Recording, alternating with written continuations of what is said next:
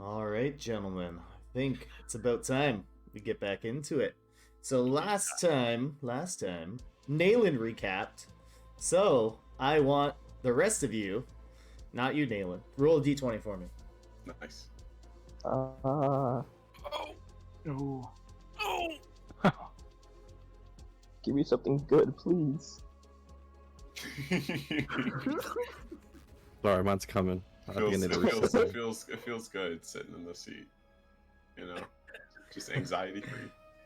All right, we're going with low rolls this week. Hold Yes. alright. Oh, girl. So last week, we all woke up at the Icy Elk Inn.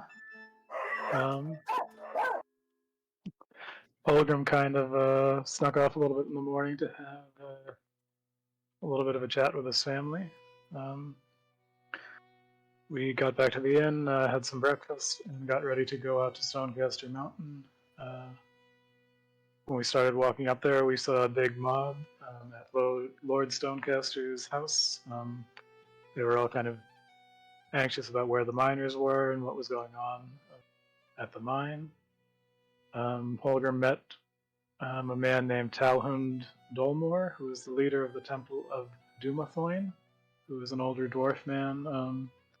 He had some information to give me.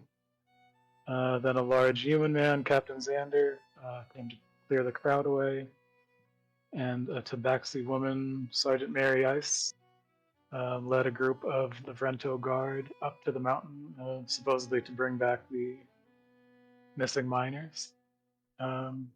We took a little bit of a detour trying to find some sleds that might be able to carry us to the mines faster than the guards would get there, but that didn't really work out. When we did eventually get to the mines, there was a big battle between a group of goblins and the Vrento Guard. We were able to kill all of the goblins, but the only survivor from the Vrento Guard was Sergeant Mary Ice. So now we're getting ready to go into the mine. Yes, perfect. She did kind of drag you guys along with her when, I know you guys wanted a little breaky poo, but it's only like 3 o'clock in the afternoon. It's not even nightfall yet. You still got some life in you. No breaking. No, I don't. So, Oh, the spellcasters is crying in the background. Right? Yes. We're all spellcasters. This is crazy, right? So, like Holgram said, Sergeant Mary Ice bidded you guys to follow her into Stonecaster Mountain to investigate what happened there.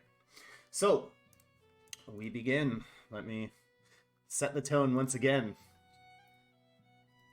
Alright, so upon entering the inside of Stonecaster Mountain, you see the large expanding interior of the mining operation. Various railways align the ground with mine carts sitting idly by, in various areas on the track.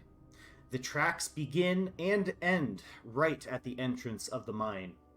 The interior is lit up by sconces containing a small chunk of what seems to be a type of ore in each one. The ores is smaller than the palm of your hand, and they glow a soft yellowish orange color.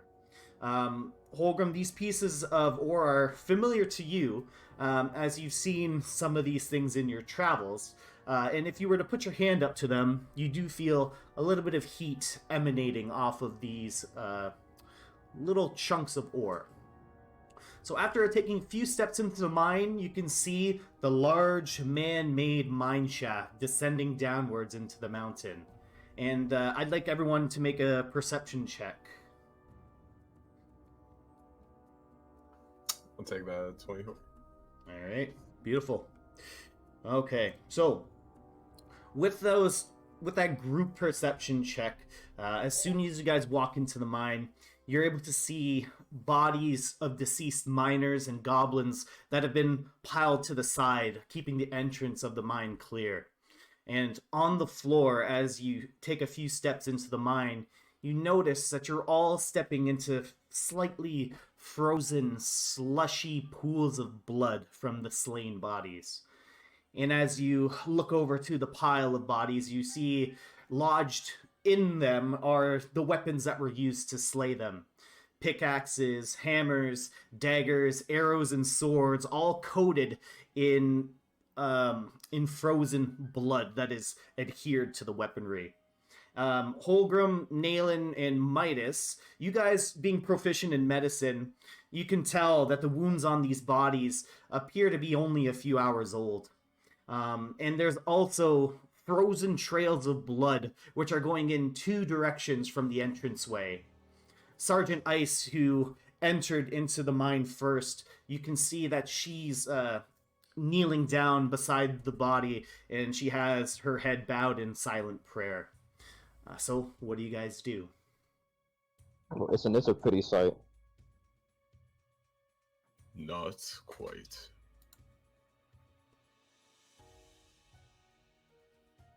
So does it look like, I guess from what we can see, that the miners and the goblins killed each other, or was there maybe something else that did this? Well, it definitely looks like there was a scuffle that took place.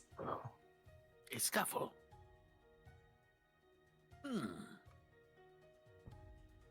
It's kind of a mixed bag of what appear to be miners of various races, and some of these goblin creatures. I guess I'd like to ask Mary Ice if she knows, like, is this all of them? Are these all the miners? Or could there be survivors? So, as you ask that question, Mary Ice comes out of her silent prayer and looks up to you guys. And she responds to your question by saying, well, there's various miners that work in these mines. They're looking at the piles here. It's definitely not all of them. There's at least like 60 or so that work in the mines. Well, that's comforting, right, guys? Well, I don't know about comforting. This is the first time I've seen anything like this kind of massacre. It's quite a scene. While they're kind of examining the bodies and stuff like that, I'll kind of cover myself to make sure like Mary Ice can't see me, and I'll kind of take out the book and whisper, "Compass." So, as underneath your cloak, as you whisper "compass," you feel the book pull you in a downwards direction. Like it's almost like you feel it like trying to like push through your hands. So it's like this is the strongest this has felt so far. It's definitely the strongest that you felt it pull. Okay, I'll kind of just push it back in my, put it back in my cloak and see what happens. You tell us. I was gonna wait until everyone was away from Mary Ice. Okay, that's fine. Go Sorry. I'm sorry. Are we certain on pressing on, Sergeant Ice?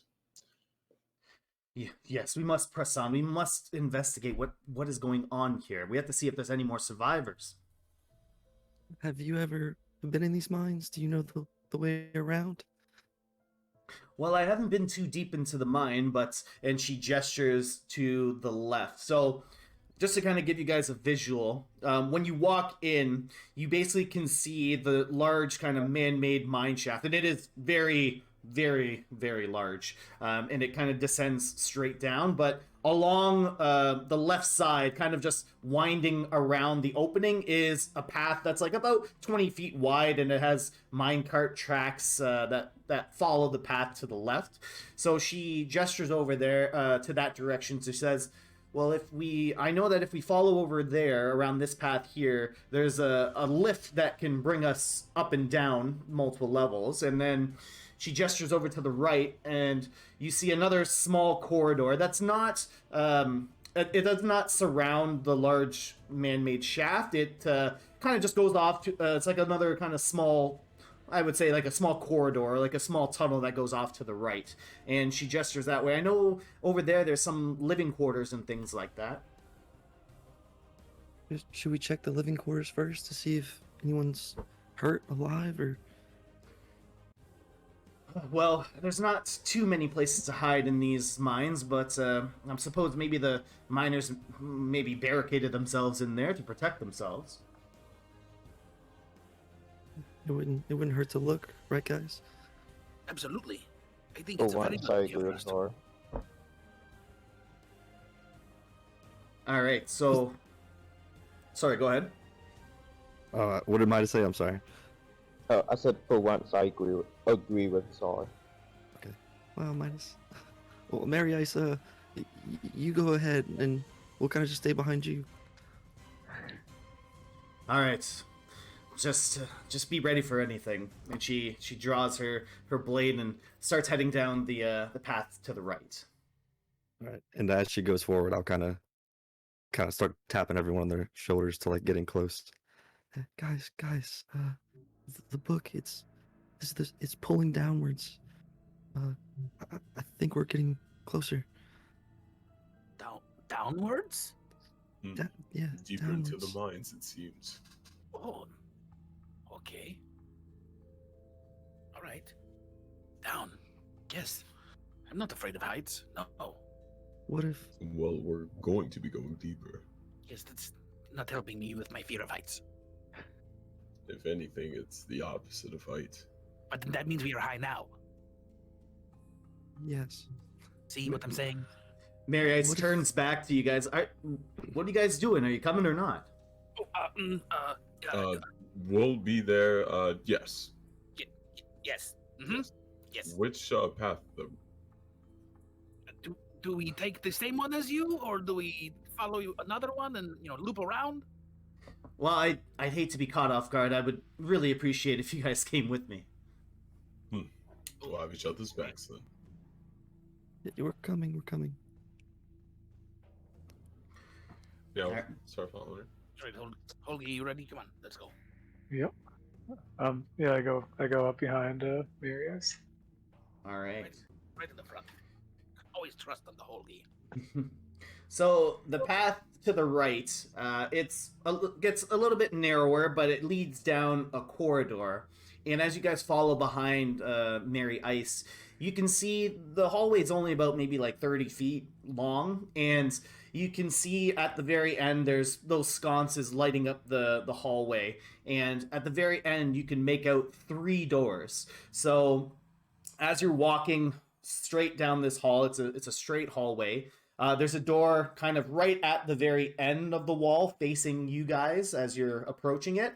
And then there's a door to its immediate left, kind of on the left side of the wall, and a door on the right side of the wall. What do you do? We noticed like where the blood was going. You said there was blood on the ground. So is there like blood going to one of the doors, or like damage to any of the doors? So the blood, as you guys kind of walk down the hall, it was getting more and more sparse. Not as, voluminous as it was at the entranceway. But you do kind of notice some of the drops going towards the door on the right. Okay. Yeah, I'll just kind of point that out as I see it. Someone might be hurt. Should we open all of them at the same time? Or do you want to One at a time, maybe. one at a time? Okay. Mary Ice looks back to you guys and say, maybe I open them and you guys be at the ready? Oh, even better. Excellent plan. Yeah, that's very good. Yeah, what do you think, guys? Yes, okay? Okay.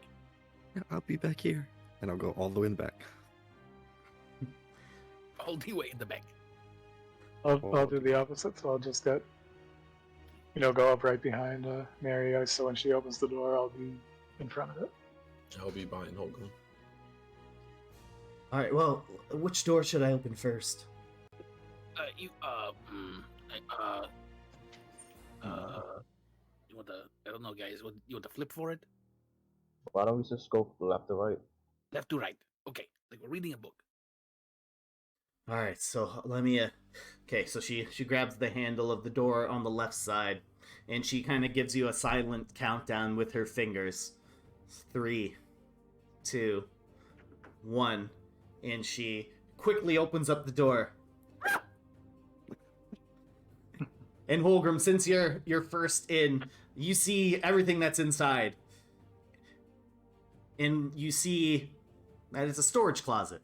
There's some pickaxes, there's some buckets, some helmets, and there's some leather gloves in there. And all of you kind of take a big sigh of relief. Man, that was so scary. That's Is it? You sounded I don't. yeah. But I don't know what's back there. I know. Is it safe No. in there? I heard someone scream. Does anybody want the gloves? I'm good. Next door. All right. So as you approach the door at the door facing you guys at the very end of the hallway, Nayland, with your passive perception, you pick up a foul odor in the air coming from that room.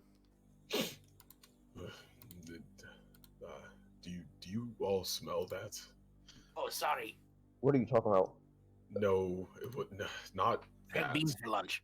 Not that. Oh, Adrian, why? I'm talking about the smell behind this door.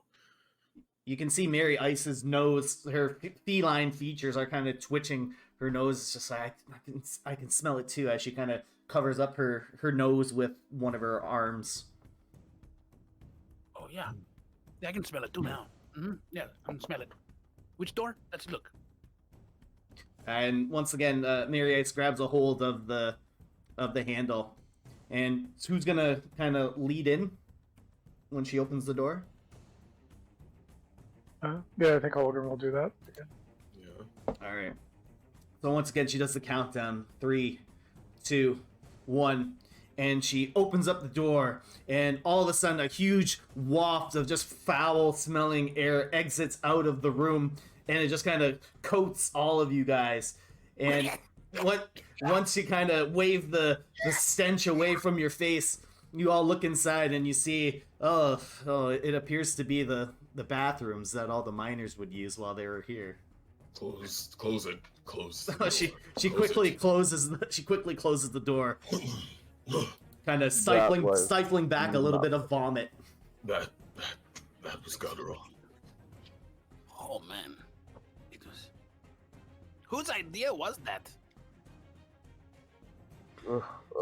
Let's please just open the last door.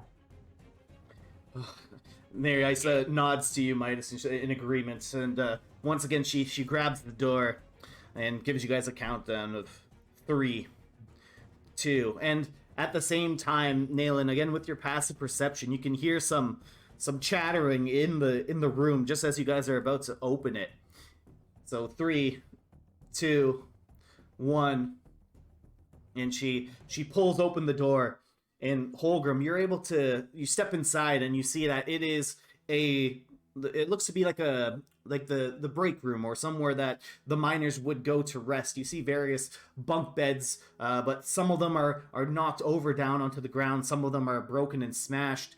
And in one corner to your right, Holgrim, you can see that there are 3 individuals lying on the ground with some pools of blood to them.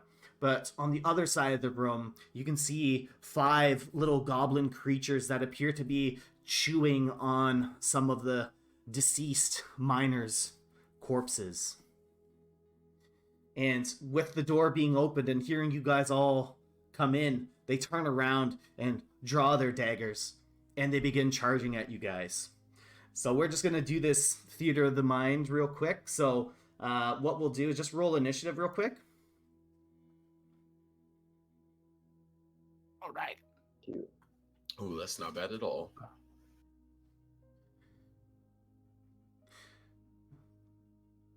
All right. So Nayland, you guys all flood into the room, and with your passive perception, you're hearing something in there. You kind of prepared yourself a little bit beforehand, thinking that there's going to be something inside. So you get the first move. So there are 5 little goblins that are getting ready to rush you. So what do you do?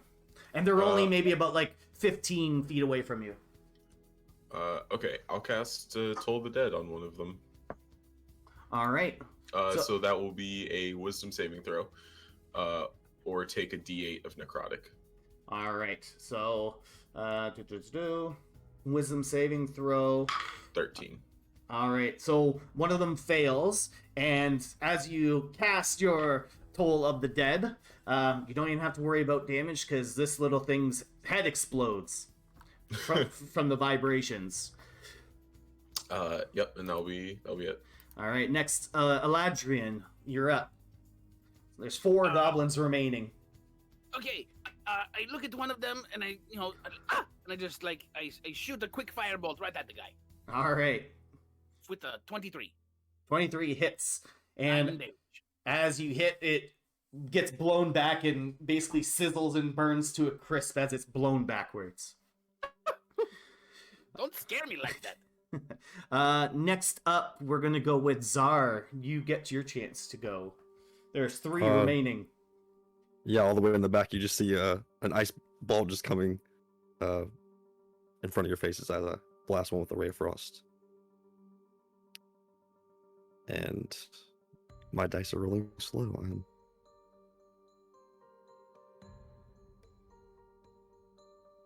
22 is gonna hit, and your ray of frost is enough to coat. Basically, a block of ice appears over this one goblin's head, and it's like suffocating because of the ice covering it. And as it falls to the ground, dead. Next up, it'll be Mary Ice. She jumps into the fray and takes a few slashes with her sword, cutting down one of the other goblins. But the final one is able to break through the ranks, and it's going to jump onto Czar, and it's going to try and give you some stabby stabs. Stab. And 18 to hit, but you're only going to take 1 piercing damage. Goodness me. Midas, you're up. There's just 1 goblin remaining, and it's like on top of Czar's body, just stabbing at him. Well, I'm gonna run up to Zor's body and punch her with my thunder gauntlets. Pow.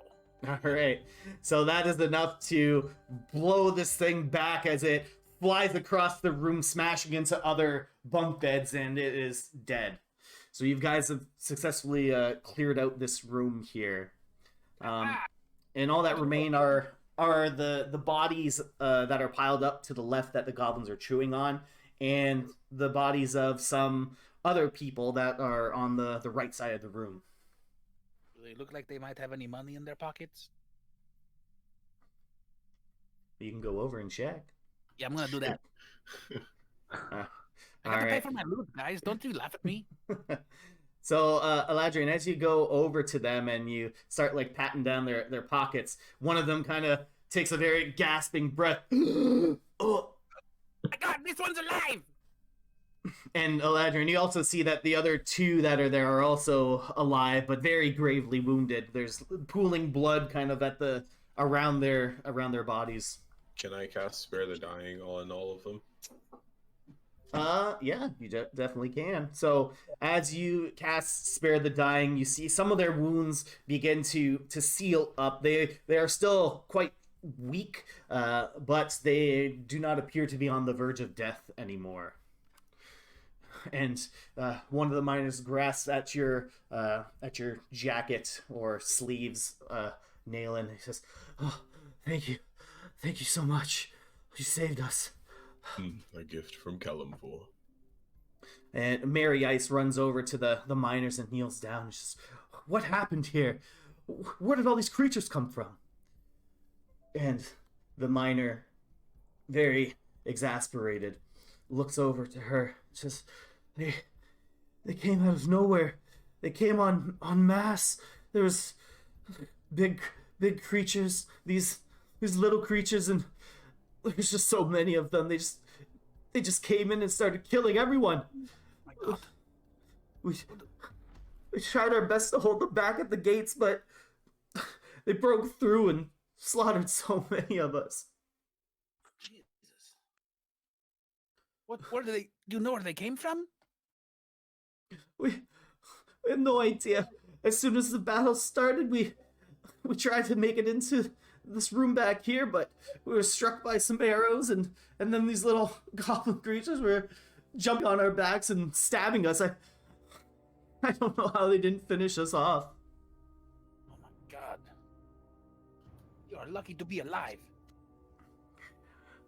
And Mary Survivor.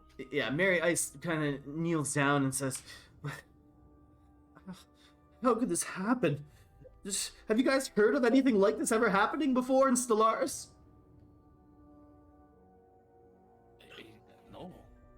Never in all my days. Or my days. And I have not nearly as many as him. And one of the other miners that's on the ground steps up and says, "When the attack started, I saw that there's someone leading all these creatures into the mine." And Mary Ice goes over to this miner, just puts a hand on his shoulder and says, "What did you see? Who did you see?" The miner responds, It was a man that I've never seen before. He was a dwarven man, but he was not like any dwarf that I've ever seen before. His hair was snow white, and his skin was purple in color. I've never seen anything like it, and all of the creatures that followed in were just following his orders. They looked absolutely terrified of him.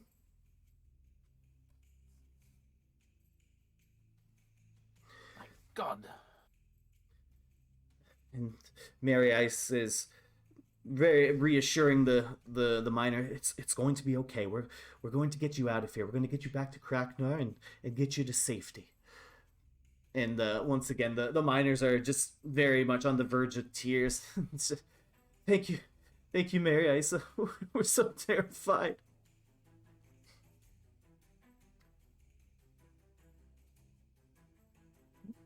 Is there anything you guys want to do?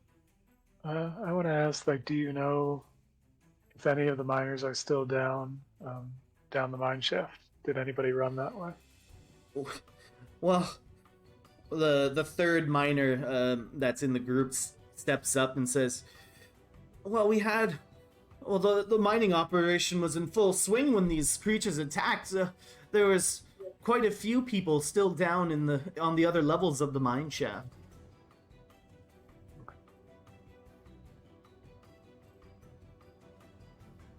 And the first miner that you guys talked to, he grabs a hold of Mary Ice's shoulder and says, "The mine might not be safe anymore. Not just because of these creatures that ransacked the place, but with all the noise that they're making, they might have disturbed some of the other creatures that live down here." And the second miner chimes in and says, "Yeah, the Talhoun that come with us to the mining expeditions, they use their magic to detect any signs of life, and we try to avoid disturbing the creatures, but with all the noise that these creatures have made, I fear that the monsters won't be the only thing that you find down there." Oh my goodness. What else? No. You're not saying.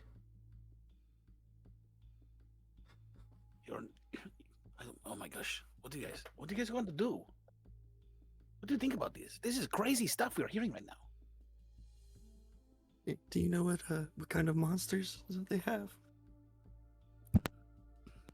The third miner chimes in and he says, "Well, I remember it had to be about 10 years ago or so, and one time we were making some we're digging into a new tunnel, and we're using some explosives, and well, some kind of large insect-like creature erupted from the ground and slaughtered about 10 miners.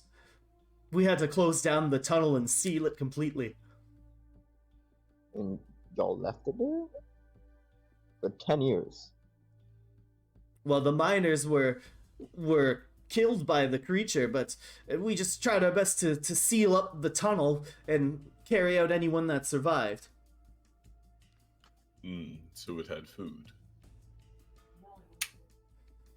I mean, ever since that fateful incident, we've really relied on the Talhun to detect any signs of life within the mountain, and we've done our best to mine as silently as we could.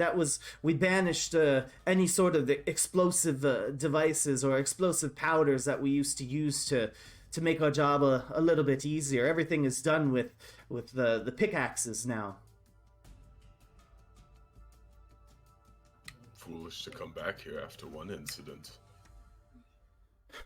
And the second miner chimes in and says, well, everything that we mine here goes to everywhere in Vrento. Stonecaster Mountain's a very important resource for all of Stellaris.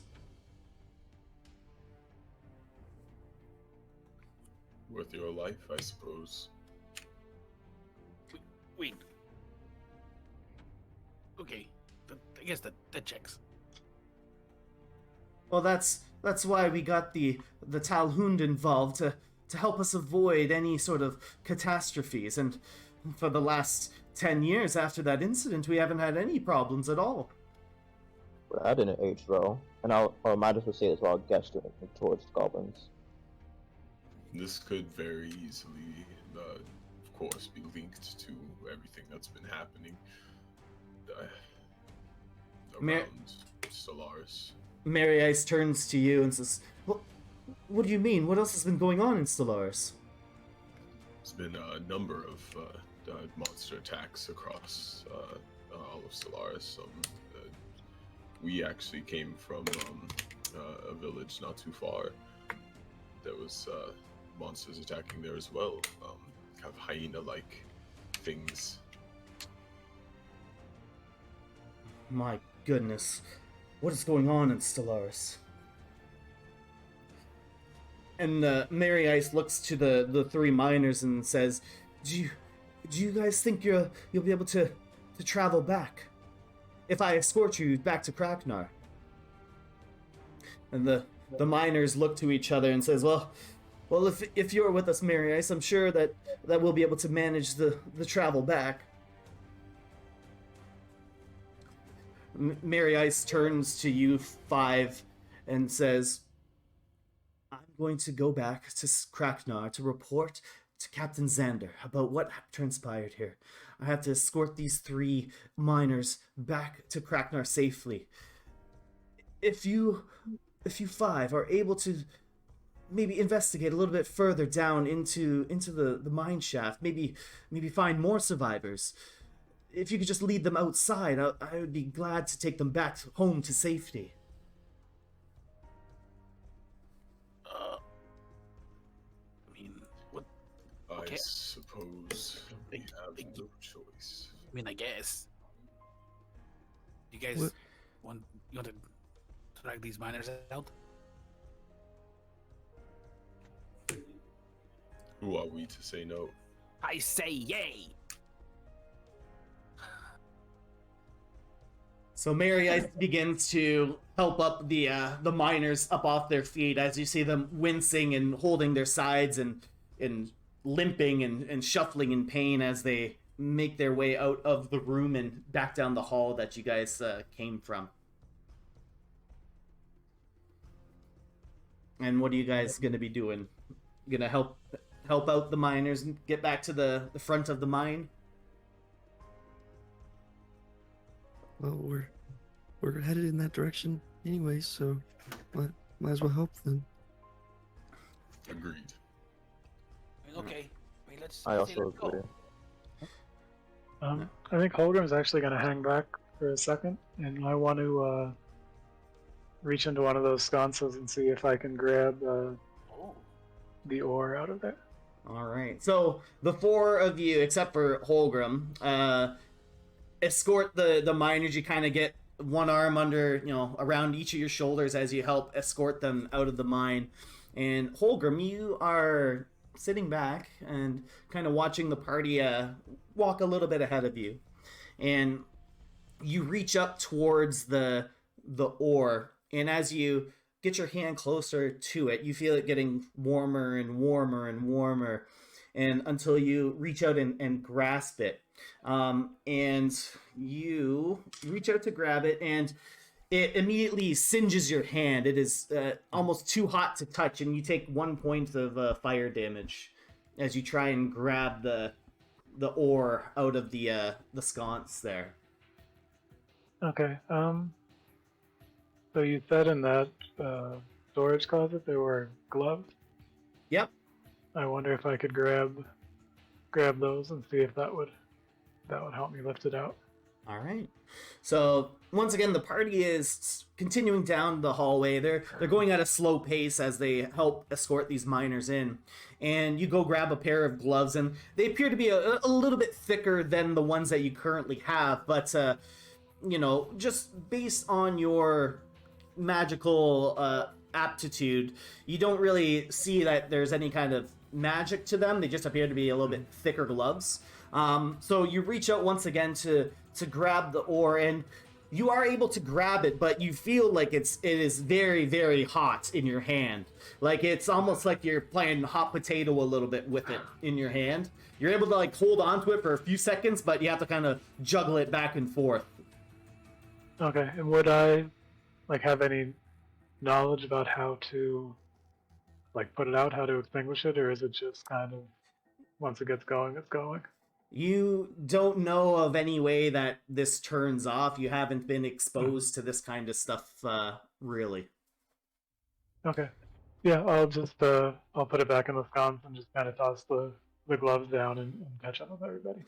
All right. So yeah, you put the sconce back. You toss the gloves in your bag, and then you catch up with the rest of the group. So you guys are able to make your way back to the entrance of the mine where you first entered, and as you guys approach, the miners see the piles of their deceased co-workers, and they begin to sob and cry, but they are still worried about their own survival, and they continue to push on past the bodies there. And as they begin to exit out into the battlefield that you guys left behind, Battlefield. Mary Ice turns to you guys and says, "If there's any more survivors, just send them out the way you came. It seems like we've cleared out the majority of them up on this first level, but be careful as you go down into the mines. Who knows what you might find down there." Hopefully riches. No, I'm just kidding. I don't know. We'll find out. And as you said that, Eladrin, Mary Ice turns to you, and she nods and she says, "Well, your service here today will definitely warrant a reward of some kind." I do a little spinning jump with a fist pump into the air and say, yes! And as you say yes, it kind of echoes a little bit through the mine, just very softly, very softly. And she looks back to you guys and says, "Best not to make too much noise and alert anyone else to your presence down here." So, no bagpipes then? No bagpipes allowed. I think this time I'm gonna say no as well. Fortunately not. I'm going to bring them just in case. Oh Lord. They fit in my pocket. Don't you worry. It's not like I've just been leaving them places. I've always had them with me. You have tiny bagpipes? That's awesome. They are magical bagpipes. Oh, magical. Okay. Duh. So- Let's get going.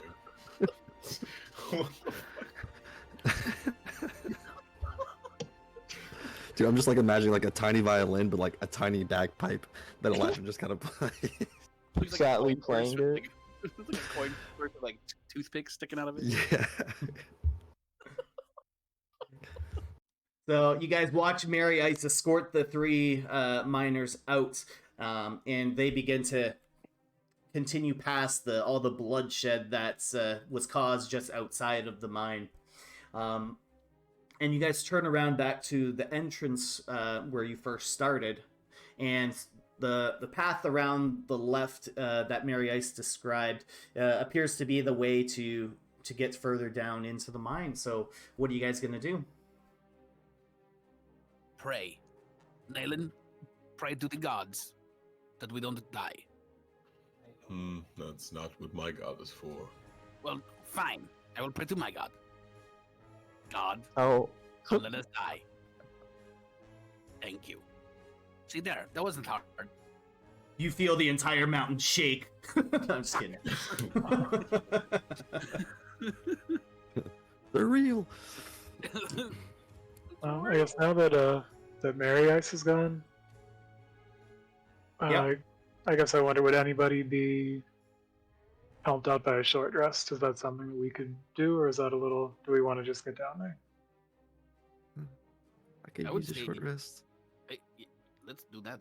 Absolutely. Do what? A short rest? Yeah, you want to take a short Yeah, rest, man? Okay, you know what? Here's the deal. You guys sit down for a little bit, and I will play a small, very quiet song on my flute. Very quiet. Very I quiet. don't know how well I trust that. We may do it outside towards the entrance of the cave. But Okay. I mean, yes. if that's okay. I will- All right. So you guys want to take a little short rest? Please. Yeah. Gonna try, yeah.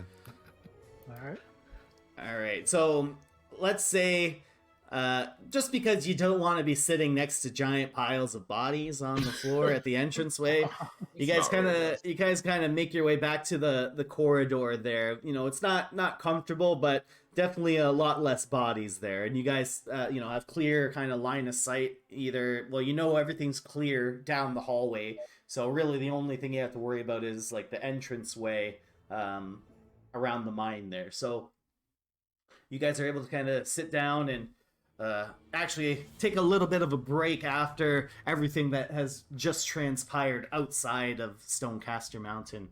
And So you you- guys are able to get a little bit of a short rest in.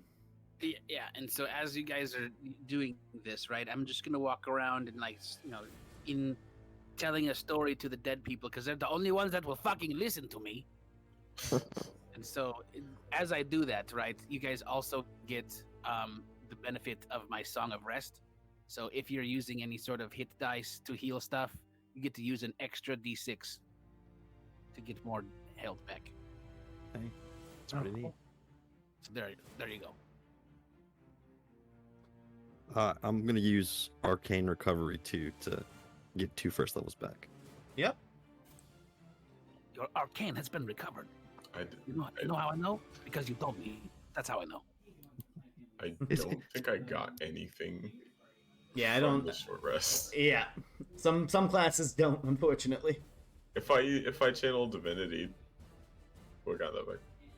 Is that short rest or long rest? That's short rest. Okay. I Generally. don't think you used it last time though. No. So as you guys are kind of just resting and catching your breath and working out some of the kinks that you got in the battle, you can hear little rocks, like pebbles, kind of like echoing as sound like they're dropping or skidding across the ground. Classic stuff you'd hear in a cave. Clink. Drip, drip, drip. Not too much dripping that you hear because this first level is still a little bit frigid, so it's a little bit chilly. So it's you're still seeing your breath, and all the walls are very they're cold to the touch and like rock solid. Rock solid. And so the short rest, you guys are able to successfully get your short rest in. And now you can assume it's getting around maybe like 5 o'clock outside. So as you pass the entranceway to the mine, it's still hard to tell a little bit what time it is exactly. But you can see that the sun is starting to set on, because basically the sun is now pointing kind of like directly into the entrance of Stonecaster Mountain as it sets coming down. So you guys, what are you gonna do? So you're at the beginning of the mine entranceway again, and really the only path to you is the path directly to the left that goes around the man-made mine shaft. Well, guys, we're headed down, right? Do we have like a thing that we can like throw into the mine shaft to see how deep it goes? Yeah, my owl, and I'll just toss the owl. I'm joking. I don't toss the owl. Oh wow. Get out of here, anything. I'll open up my cloak and be like, okay, anything. I need you to go and scout out, see how deep it is. All right. And anything just flaps its wings and silently begins to like dive bomb deep down. And sorry, My go ahead. eyes will go black, and I'll go into his conscious. All right. So, anything is dive bombing for quite a little ways, as like you can kind of almost feel the sensation that anything is feeling as the wind just like slides across its body, its aerodynamic body, and it's continuing to descend, and it gets to about 100 feet down, and it can just barely make out the. It gets 100 feet down from where you guys are, and it's just barely able to make out the bottom of the perceived mine shaft before you're unable to see. You're unable to maintain that connection for farther than like 100 feet. Gotcha. I'll as soon as he gets to 100, I'll tell him to kind of come back up and just kind of scan like the path, I guess, and just make sure there's nothing weird going on. Yeah. So anything starts to come back up, and as it flaps up about 20 feet higher, it looks around, and you're able to see through its eyes that there's another level to the mine shaft that has lots of other tunnels around it as well. It looks like maybe like 5 or 6 in total as it kind of circles around and looks. Does he hear anything weird? Or is it just completely silence? He's an owl. He has very good hearing. So as it's like flapping, owls, scientific fact, as they fly, there's very silent flyers. So as it's beating its wings and maintaining lift, it doesn't hear anything on this second level. It's eerily silent. Gotcha. Okay. And I'll kind of just like, as I'm like, what's it called? As my consciousness is, I'll kind of just portray what he sees out to everyone, just kind of out loud, so everyone knows. Like as soon as you open your eyes, you like word vomit. Like this is what's down there. Well, I think I can like, I'm talking like as like I'm he's flying, because I can still speak. I just can't hear. So okay, so I have an idea, guys. Right? So we can do the normal thing, and we can go take the path, or we can all jump down the middle, right? And I will cast Featherfall on all of us. We'll just float to the ground. What do you say? What do you want to do? Do you want to do the daring, crazy thing and jump down the middle, or do you want to just walk around like Grandma and Grandpa? I think the real question is, do I want to walk or put my life in the hands of you, Eladrian? But man, I will immortalize you in song. That does not make me feel any So- better. Walking sounds real nice right now. We could be quieter if we jump. That being said, you have a point. So Save I us mean, the it's up to you guys. I will not vote. Actually, yes, I will vote for yes. Right? That way, if it's a tie, I win. I mean, we win as a team together. We win. Maybe you should stop saying dying. That Huh? might be helpful. Who said that? Never mind, Eladrin. All right, so what are we doing? I choose. I suppose Elijah's plan is, as long as we won't die, right? Kind of just look at Elijah. Yeah, we won't die. No, we will not die. Okay. We will fall like feathers to the ground. We are ducks. We can fly. We are the mighty ducks.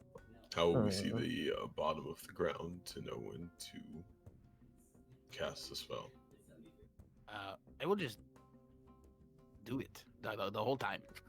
Oh. Okay. I don't know. Do you think we're going to be falling for more than a minute? If we are, then we're dead after that. So this is not a foolproof plan. We should count to, I would warn you now. we should count to 5 together, and then you cast it. Maybe, maybe it'll be a minute then. A minute 5 seconds fall. That works, right? That sounds good. Yeah. What do Holgi? You have a good head on your shoulders. What do we do here? Do we jump or do we walk around? I'm kind of leaning towards walking around, personally, just to... I guess if we got all the way down to the bottom, we might just be in the middle of a bunch of creatures. It might be a little easier to approach a little more inconspicuously than just kind of floating down. Okay, so he has a good point. He has a good point. We don't know what's at the bottom of this place. Anything could not see at the bottom of it. But we will get deeper, faster, quieter. So there may be a fight ahead of us if we choose to walk around, alerting anything else in the cave. I think it's safe to say there's going to be a fight in front of us either way. The question is whether we are skilled enough to either avoid it or conquer it. I believe we can avoid these fights if we try. Though Holgrim does raise a fair point as well, and maybe walking around would be better. Okay, so what do you say, Taylor? I mean, Midas.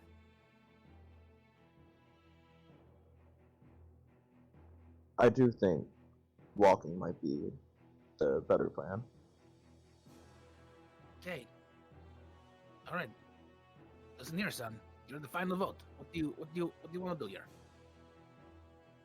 Who, me? Yeah, you're the one. You want to ask the book? Because right now would be a great time to blame the idea or whatever it is you want to do on the other guy. It's a good idea. Open the book. Book. Got a question for you. Yeah, what's going on?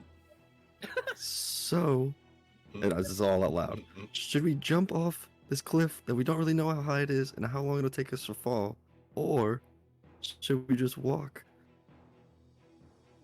What kind of question is that in the first place? Well, you put me in a very interesting predicament, because if you go, I go. So I'm all for the safer option of keeping our feet on the ground as much as possible. Got it. He said he wants to jump. Did he really just ask the book? You're going to blame it on someone else. Oh, he said he wants to jump! Eladrin, Alright. And yelling, and as Eladrin yells that, it just echoes all the way down into the man-made mine shaft. Nayland looks at Eladrin and just... I'll flick Eladrin's shoulder, hold up, keep it down, do you not get? He puts his hand over his mouth and just looks around with his eye, oh, I'm sorry, guys. I don't know what that got. I don't know what came into me. Well, let's just. So I guess we want to jump then. Do y'all want me to stitch his mouth shut? Because I will. Mary Ice did mention that there's a lift that goes up and down. I guess we could, Got a third option. What do we do? Let's walk the path. Yeah, I think the lift might have the same drawback as falling. You don't know where you're going, and you might You make also a don't lot know of how noise loud it going is. down. Yeah. We've been following the book the whole time, and now the one time the book says jump, you guys are like, no, we're not going to listen to the book. Because why would we trust? You know what? I don't. Right, I like I've never trusted that book a day in my life. Are we gonna Trust forget you. how he poured wine all over this book We, less than 24 hours ago? Might have had. Oh, yeah. The book said he was thirsty. He wanted to try alcohol. Come on, man. Why are you? But it seems Alright. fun to jump, but yeah, okay, we can walk. I understand. okay, let's walk. Right? All right, hold me. Lead the way. I'll stitch his mouth shut. You want me to also. Maybe you can sew us a wingsuit next time. Make you feel safer. Wings more like a parachute. Yes, man, like a A ring suit? That is so out of season. Don't disrespect me like that, Czar. wind is every season. Not true. Wind is all the time, everywhere. It is the air. It is the thing around us. It is what gives us life. All right, let's get going. Yeah. Holgrim's already like halfway down. Just goes like, yeah, start walking. Yeah, because I'm an air ganassi, right? So I gotta. You guys are just starting to talk the wind, and I'm like, We don't have time for this monologue. I'll follow them, but just be mumbling under my breath about how like wind suits went out of style 2 years ago. yeah, I'll be at the back of the pack, right? Just be like, how are you thinking about wind out of style? Still talking to myself, no one paying attention. I'm just kind of in my own little world. All right. So you guys start heading towards the path to the left, and as you guys are walking down, the path is quite wide. It's like 20 feet wide as it circles around the large opening of the mine shaft. And as you proceed and you're walking through, you get an uneasy feeling in your stomach as you kind of look down into the cavern as to where you guys were planning on jumping into, and you imagine that it could be quite the uncomfortable fall if things didn't work out in your favor. But the minecart tracks stretch around the path that you're following, and as you march forward, you approach a minecart that's just sitting, kind of looks like it was stopped mid trip towards the entrance of the mine. And inside the minecart, you see what appears to be like a thick grayish black stone. And I'd like Holgrim and Midas to roll investigation. And Holgrim, you can do it with advantage because of your dwarf stuff. Yeah. Yeah, that's right. Or stuff. All right, beautiful. Okay. Good job, guys. So as you guys pass the mine cart, it's full of what Midas and Holgrim you're both able to identify. It looks to be a mine cart full of like unrefined iron that has just been mined out of the mountain. But you guys also see on the sides of the carts and on some of the stones themselves appear to be some splatterings of blood on the ore and on the mine cart. Oh, that's not nice at all. So, as you guys continue past the minecart, the little trails of blood that were coming from the entranceway are getting more sparse, but they are a lot less visible as you get closer and closer towards the lift. So as you guys are walking around the pathway here, you can kind of have a little minute or two to talk if you need to. All right, so I'm curious, guys. Right, so he said that this mine, they are mining this ore, right? This like stuff that's in the lanterns. Is that right? Yeah, that was. I saw that at the blacksmiths in Brento as well. It's called Corsine ore, and I guess it's used, to kind of fire their ovens. I don't know what the right word is. Okay, yeah, sure. No, I get it. Like the forge. Yeah. Yeah, but so is that is what they're mining in this mine, right? They're not mining for like jewels or like gold. They're mining for this ore. Yeah, I think from what I've heard, that Corsine ore is the big export from this mine. So Midas, with your kind of history of high fashion and things like that, working at the Golden Loom, you would know that a lot of types of minerals and things like that can come from Stonecaster Mountain, as a lot of the high value things are imported, or I should say exported into Rento itself, as well as sent out to places like Waterdeep outside of the Stellaris itself. Got you. I'll be looking. Well, Midas will be looking around as the party's walking, and then I'll look to Eladrin. Well, they do have some stuff. I've definitely made a few pieces of jewelry straight from gems harvested from this mine. Okay, I see. So there, so if we are walking by, like a minecart, it might be prudent for us to like look inside of it. You might not like what you see, and as I say this, I like start thinking about the minecart filled with iron and the splashes of blood. I mean, like, I'm used to blood. I've seen that a lot. I have plenty of it myself. I definitely did forget you ripped vocal cords out of the That animal. was a So very delicate surgical procedure. Everyone just has a flashback of just blood and guts all over Eladrin. I rolled like a 20 on that shit. Yes, you did pretty well. That's awesome. No, the first one was great. It was the second one where I tried to take something else. more war Yeah. facts. Yeah. Ow. Owlbear, You Owlbear. just mix those images in your head just based on Eladrin's history. Shit, never give this guy a knife. Alright, so, okay. So I just want us to, kind of pay attention too. There might be valuable things, laying around in this mine every once in a while. Maybe, so let's just keep our eyes peeled, guys?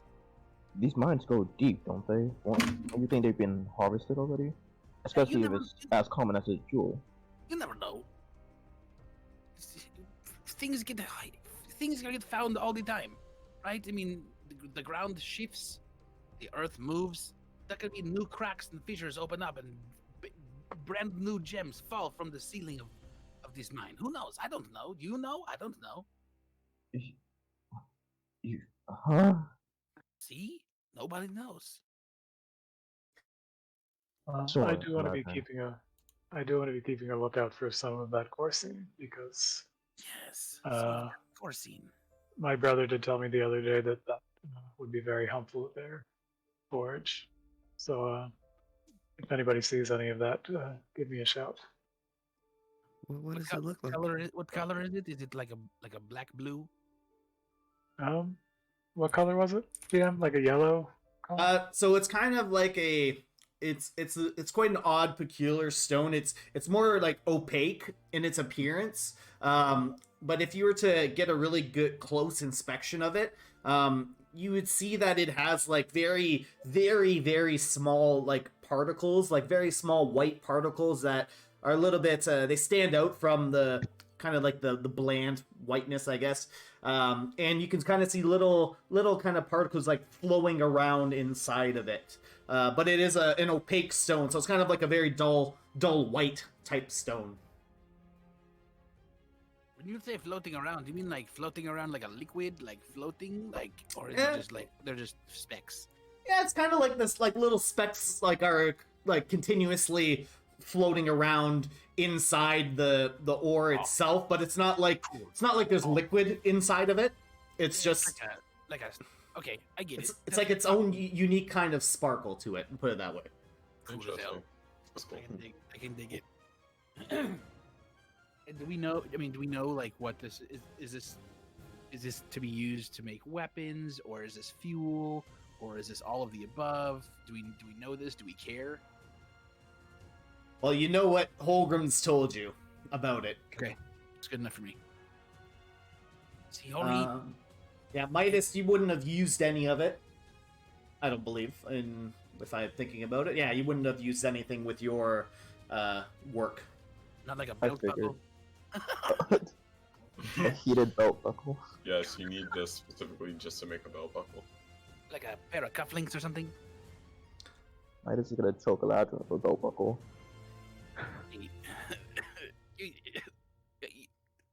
I'm from Texas, man. Belt buckles are cool as shit.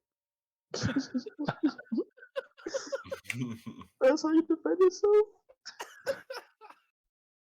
Is that All right, is all that right, your so let's tribe keep- on the mountain, Texas? Is that the tribe you're from? Yeah, it's it's a very big place. Also, kind of strangely looks like a weird star. But whatever. We'll talk. That's another time. That's another thing. So anyway, let's keep on walking, huh? So after a few minutes, you guys are getting closer to that lift, and you eventually make your way there. And as you begin to walk onto the lift, it's a wooden platform that stands, it's about 10 feet long and 15 feet wide, kind of jutting out from the mountain itself. And when you get on there, you see that there's two large pulleys with kind of a very large, thick, interwoven ropes that descend downwards, and they're hooked onto like a crank with a wheel crank to it. It looks like this is what the miners use to bring the lift up and downwards, depending on which way you're turning the wheel. And at the edge of the lift that faces the cavernous opening of the mine shaft, there's a guardrail that's about 2 feet high, so hopefully you don't trip and fall over it. But there are minecart tracks that are built into the wood itself, so that they're able to push minecarts onto the lift and roll them out and outwards from the mine as well. I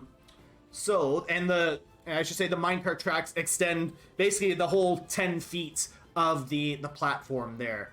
And you all do notice little drips and drops of blood that are staining the wood of the lift. So is this like the only way, I guess, forward? It just the path dead ends in the Yeah. So after that lift, it's just like a wall there. Seems the lift is our only choice.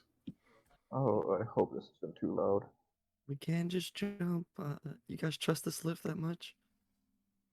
I mean, I don't not trust it. I say let's do it. And Yes. if it breaks, I will save our lives. You can count on me, boys. So there's a pulley on and a crank on each side of the lift itself. So it looks like it does require two people to operate. I have to concentrate. You don't want me to do it. I'll work one side. I'll grab a side. All right, awesome. So I would like you guys to make a athletics check. Ooh. Everyone, or just those two? Thank God I didn't. Just those two. Oh yeah. Ugh. Go, Nathan. All right, perfect. Nailed me getting them gains in. So, you guys, with your combined rolls, you guys begin to crank the wheels. I'm trying to think clockwise. Yeah, we'll go with clockwise. Start cranking them clockwise, and the lift begins to very gently and slowly descend. There's no large clanking or anything like that. It's going down quite smoothly as you guys have known each other a while. You're in tandem. It's like a rowing team. You're just going nice and slow at the same pace as each other as the lift begins to descend. And you guys are continuing. It takes quite a little bit of time, and just as you pass the first level of the mine, and the lift is descending, and now the left and right side of the lift are exposed, all of a sudden there's a little mechanical click, and a couple more guardrails pop up to support the sides. So that way it would look like basically these things are there to protect any mine carts from sliding off of the lift. So you guys are kind of boxed in, but the guardrails are only like 2 feet high, so you're all taller than them. And so you guys are going down. Nayland and Holgram are doing a great job bringing you guys downwards. It looks like you got a little bit of time before you reach the next level. And if anyone wants to kind of peer over the side, We're going down in a really big shaft. It's a mine shaft. We don't know what we're doing. I'll Going down. peer over. so as you peer over, Nayland, you can see that you can see the second level, just as just as Zara described to you, it's only maybe about another like 60 feet down, but the mine lift is slow moving, so it's taking a little bit of time to get where it needs to go. But you guys are getting there nice and smooth, and quite contrary to the first level, where there was a wall kind of blocking off going or continuing past the lift. On this second level, there's a left pathway from the lift and a right pathway from the lift. So you guys continue to descend, and a few more minutes pass, and you get ever closer to the second level. And as you get there, you see the guardrails on the sides close down and go back to wherever they were stored on the lift. And you guys hear a small little locking sound as you guys are safely on the second level of the mine here. And there's a path to your right and a path to your left. Well, anyway. Yeah, I mean, do you guys want to? We have two choices, right? Does it still go down further if we just stay here longer? So as you look over, you see that it still does go down, and just based on Zar's description of what anything saw, there's still a little bit lower that you can go. But you do see, everyone roll a perception for me. Ooh, a 21. All right.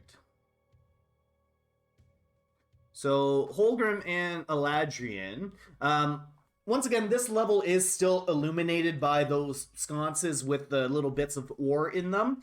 And you can see that to the right, if you were to go off the right side of the platform, you see that there's two tunnels, and they look like they go a little bit deeper into the mountain. And to the left side, there are 3 tunnels that go deeper into the mountain. And you see little bits of light coming from each of those tunnels, as it looks like they're also illuminated with those bits of ore in them. And you can also see that there are some mine carts on the tracks, kind of just stopped midway in various areas. Which one has more mine carts? The path to the right has a couple more mine carts to it. And also, you guys notice, not on the platform itself, but against the wall, just off to the sides, to the right and left of the lift, are another set of pulleys and like wheel cranks. Hey Zar. Yeah, Ladger. You know what? I have been wrong before. Why don't you just ask the book? Okay. Book.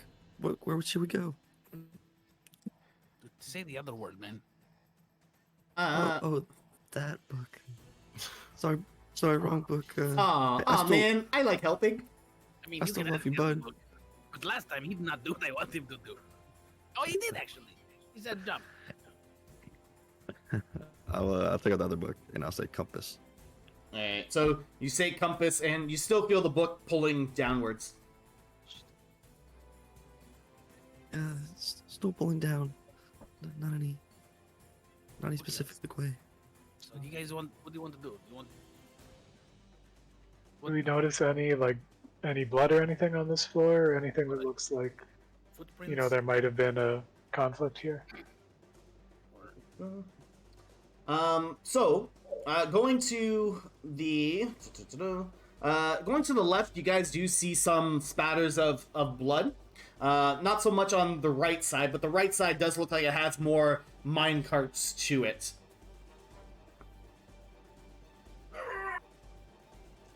You said the left had blood. Yeah, the left had some spatterings of blood coming from it. Or I guess leading off of the lift. Is there more like footprints going that way as well, or tracks or anything like that? Yeah, so you can see you can see footprints from pretty much every direction because this was a fully operational mine just a few hours ago. So it's not like the True. footprints disappeared from all the workers. So it's kind of hard to tell exactly, and there's lots of races that worked in the mine. So, various footprint sizes and things like that you can see. So you can't exactly tell, which way someone was coming or going, but there's footprints that are basically everywhere. Shall we follow the blood?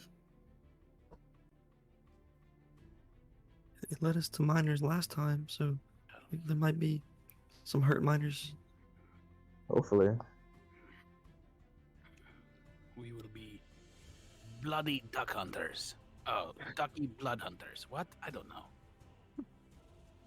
Nope. Oh,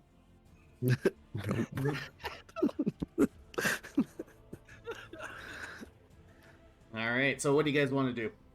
We're going to hunt the blood. we're gonna follow the blood. Yeah. All right. To the So left. we're going to To go the off left, to the left. Yeah. So That's that's, cheat. so once again, you're on a path that winds around the cavernous opening, and there are 3 tunnels that are kind of along this path. We'll say tunnel number 1 is the one that's closest to the lift. Tunnel number 2 is the middle, and then the tunnel number 3 is the one that's farthest from the lift.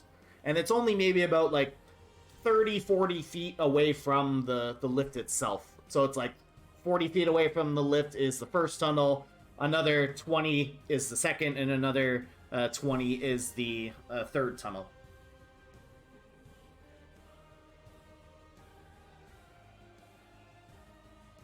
Which tunnel has like the most blood, or So it looks like as you get to the first tunnel, you still see the trails of blood kind of leading towards, continuing on. So depends what you guys want to do. If you want to follow anything else, there's minecart tracks that lead into each of these tunnels except for the farthest tunnel.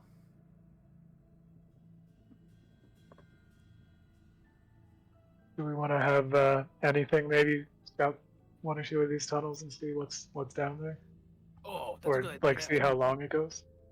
Yeah. Yeah. For whatever reason, I thought there was a door in front of it. Nope, just can open you tunnels. describe it again?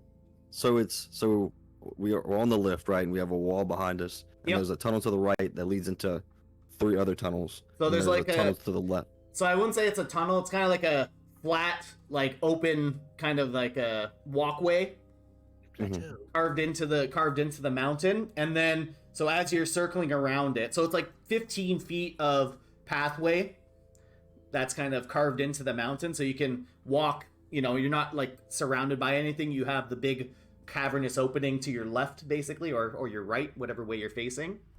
And then as you're continuing that path, then it goes into the mountain. There's like a tunnel, and then a little bit further there's another tunnel, and then a little bit further there's another tunnel.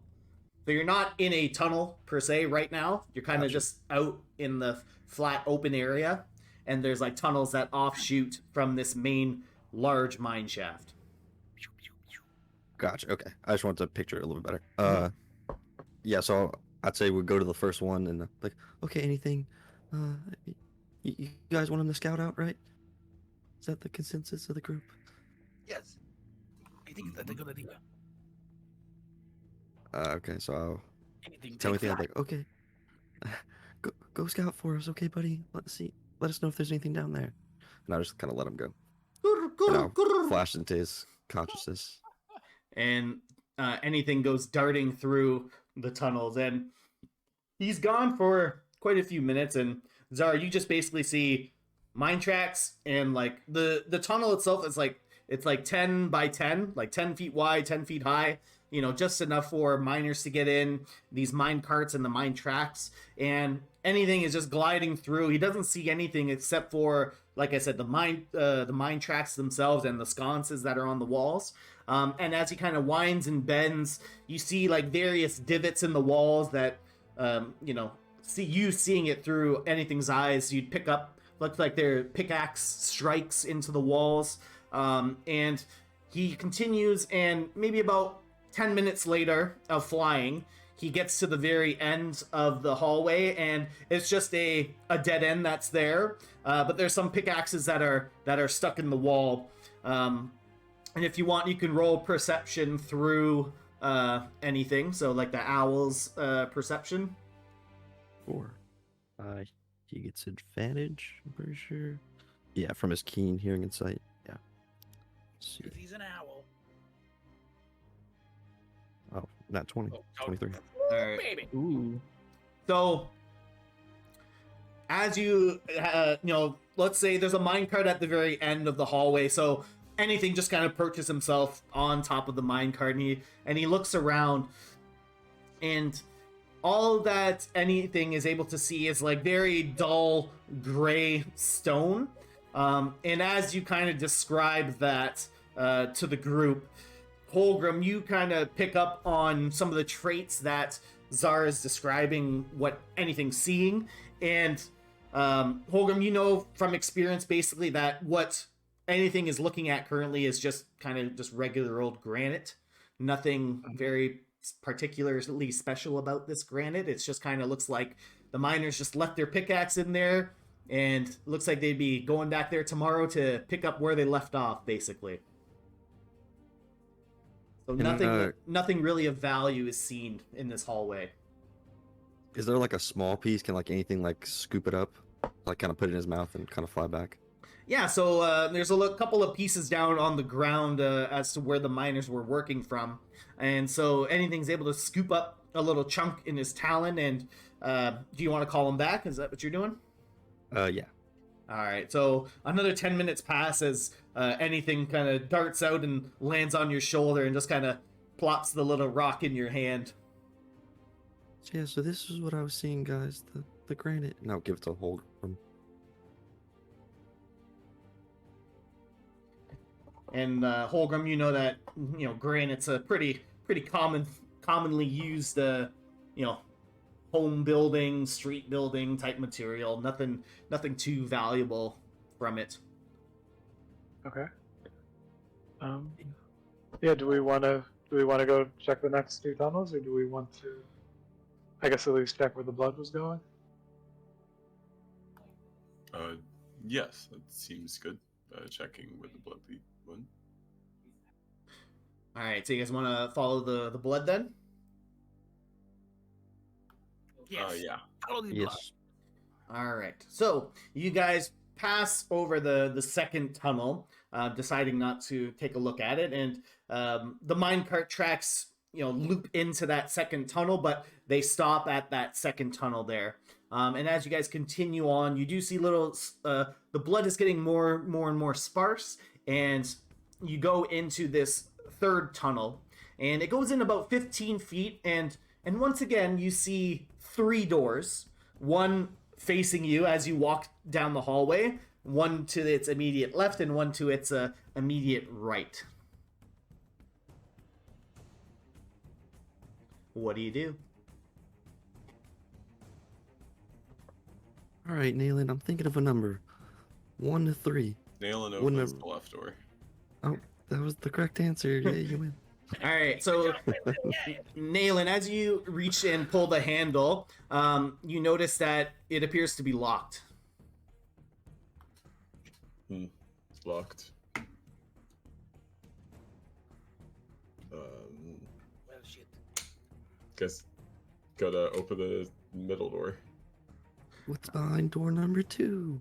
All right, so as you enter the middle door, once again you're kind of hit with your passive perception. You're hit with another bout of foul odor coming from this room.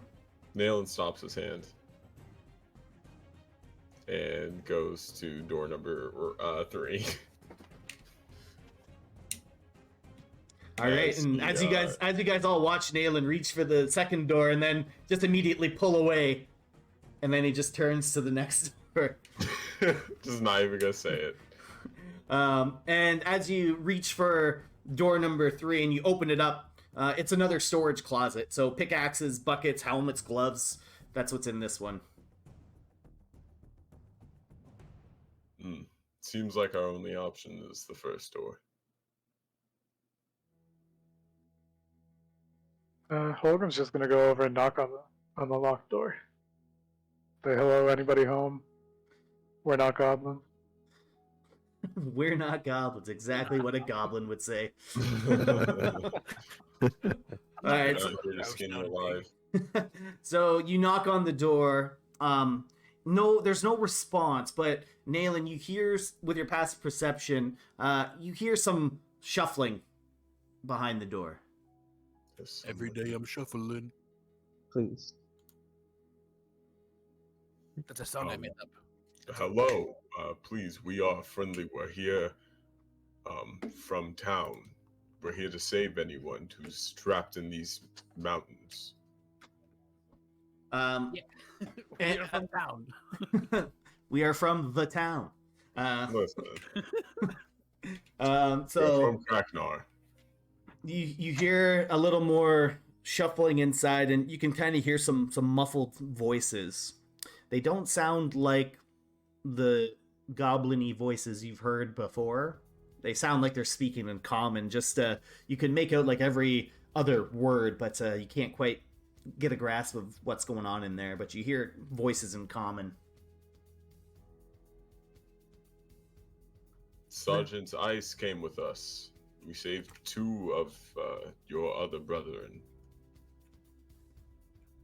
All right, and then once again, after you say that, you hear Fucking battle with them. Must open the door. you hear some things being, sounds like it's being dragged, some like heavy objects being dragged on the ground, left, and a couple of minutes, like a minute or two goes by, and you hear a click on the locked door. Sounds like it was opened. Just kind of like gently open the door. So as you gently open the door, Nayland, and you kind of peek your head in, you feel a bonk on your head for 2 bludgeoning damage. You Uh, bonked him. Okay up there. Who did that? Do I see what happened? Who hit me? So as you enter in, and your eyes kind of get accumulated because it's a pretty dark room, and you don't have dark vision. So you get bonked on the head, and you look immediately to what caused it, and you see a frightened human man with looks like a leg of just a piece of wood that just bonked you on the head with, and everyone else is like, what are you doing, you fool? They've come to save us. And as you enter into the room, you see that it's once again a room with multiple bunk beds and things like that, and it looks like there are 6 miners in here that looks like they had barricaded themselves inside. And the one that bonked you on the head just drops down to his knees. Oh, I'm so sorry, sir. I'm so sorry. Those monsters, we just couldn't trust anything that was coming through these doors. Quite a while. You are a miner for sure. It's quite all right. You're safe now. You said you came with Sergeant Ice?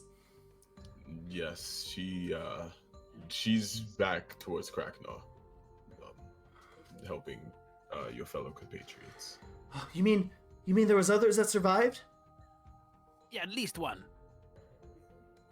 At least 2. Or 2 even.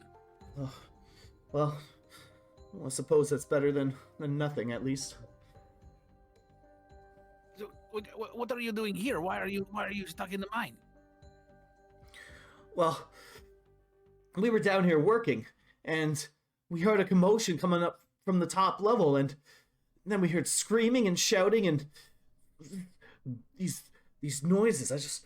I'll never forget what they sounded like. They were just guttural screams and yells, and we saw people drop from the top level down the mine shaft, and well, when we saw that, we just had to hide and barricade ourselves in here so that they wouldn't find us. That sounds terrible. That's great. Wow. It came from the top down, you say? Yeah, all we heard was some person yelling orders to all these little creatures, and then they took the lift down, and they went all the way down to the bottom floor, and there was there's quite an expedition going on down there, and you know, we have our business up on this floor as well. But I mean, the main operation was going on down there. I mean, we found some Corsine on this floor, but down there was really some spectacular things were found down on the third floor. And the third floor is the bottom floor. It's the bottom. There's no more after the third. Yes, just the one more floor below us. Okay. So you're saying the deeper we go, the bigger the prize.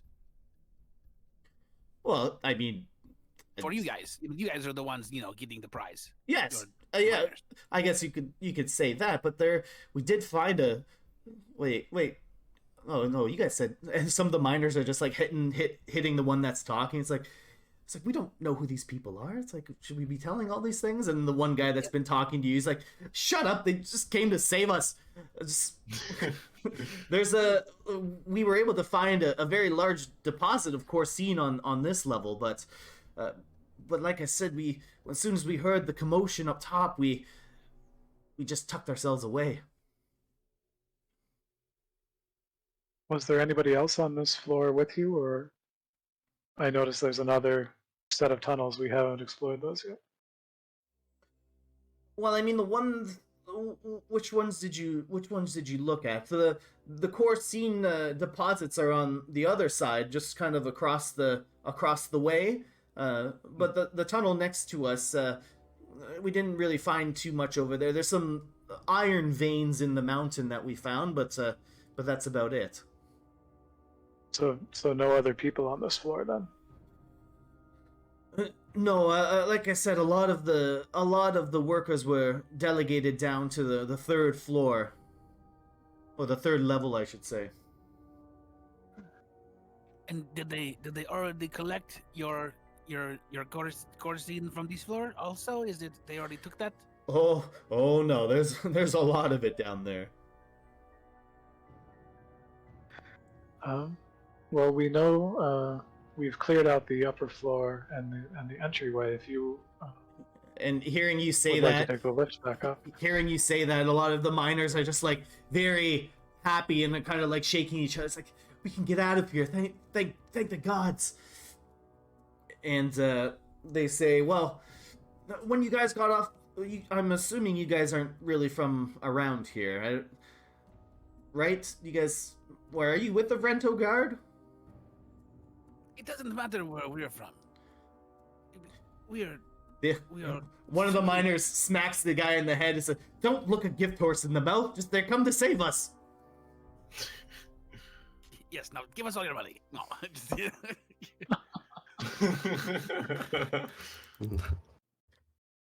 Okay. So. All right. So.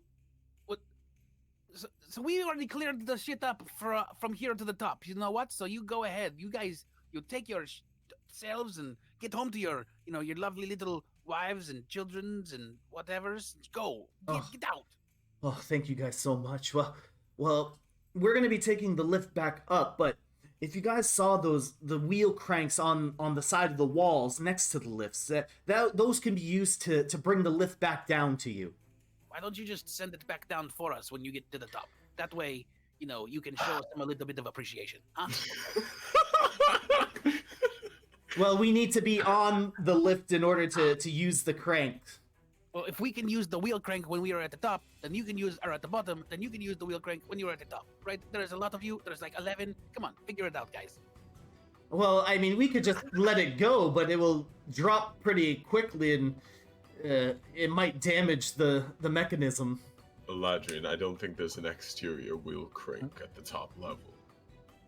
Oh. I think we can manage to get it back down after you get to safety. Okay. Oh. Well, you guys got off lucky on that one. Well, before you go, Jeremy, grab those things that we got from the storage shed, and what kind of a name is Jeremy? This young human male, he looks only about 17, 18 years old, brings over two items to you guys, and he hands them, who wants one of them? One is looks like a coil of rope, and then the other one looks like a horn. Oh, I want the horn. All right, so he hands you you gleefully reach out and grab the horn, and And I then look at him and I say, Jeremy, your new name is Joliath. And well, he's like, thank you, kind sir. I will take this name and it will run in my family for generations.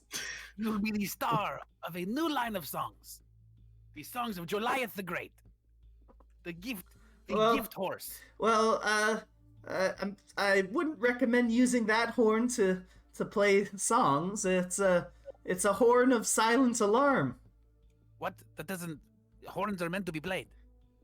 Yes, but Silent. this is a magical horn. It's when you blow it, you just think of the person that you need to contact, and it alerts them that you've blown into the horn. Kind of a warning system. We had to keep very quiet inside of these mines, not to disturb the wildlife, and these horns are what we came up with. So there are more of these horns? Well, I mean, if you're lucky enough to find them, there might be a couple more hanging around, but here, just use this if you need to reach someone silently. Okay. Well, thank you. I will be careful not to play it too much because it does look like it has, a wonderful sound. And then he hands the other coil of rope over to you, Midas. Thank you. And he says, "Well, and this set of this 50 foot of rope it's rather special. It's a rope of mending. If you ever need to cut lengths of rope, you just speak your magic word that you choose, and the rope will rebind itself." Ah, Wow. what a good piece of craftsmanship. And as they give you the items there, the other miners begin to kind of collect some things and begin to file their way out of the mine, out of the room, very, very slowly. They're like hugging the walls, inspecting every crack and crevice of the mine shaft as they kind of make their way out. Thank you, Joliath and friends.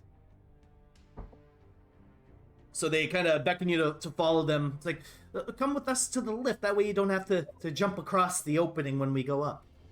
Oh, Jess, you have all the ideas. You're so smart.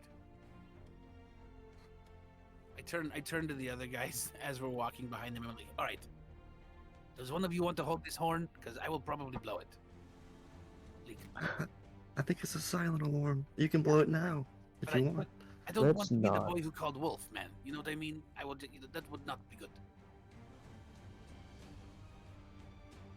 Maybe somebody more responsible should hold on to it. It's not that I'm Malin, not responsible. I'm Ogun? being responsible now by saying I don't want to hold it. You know what? You know what? You take it. I guess.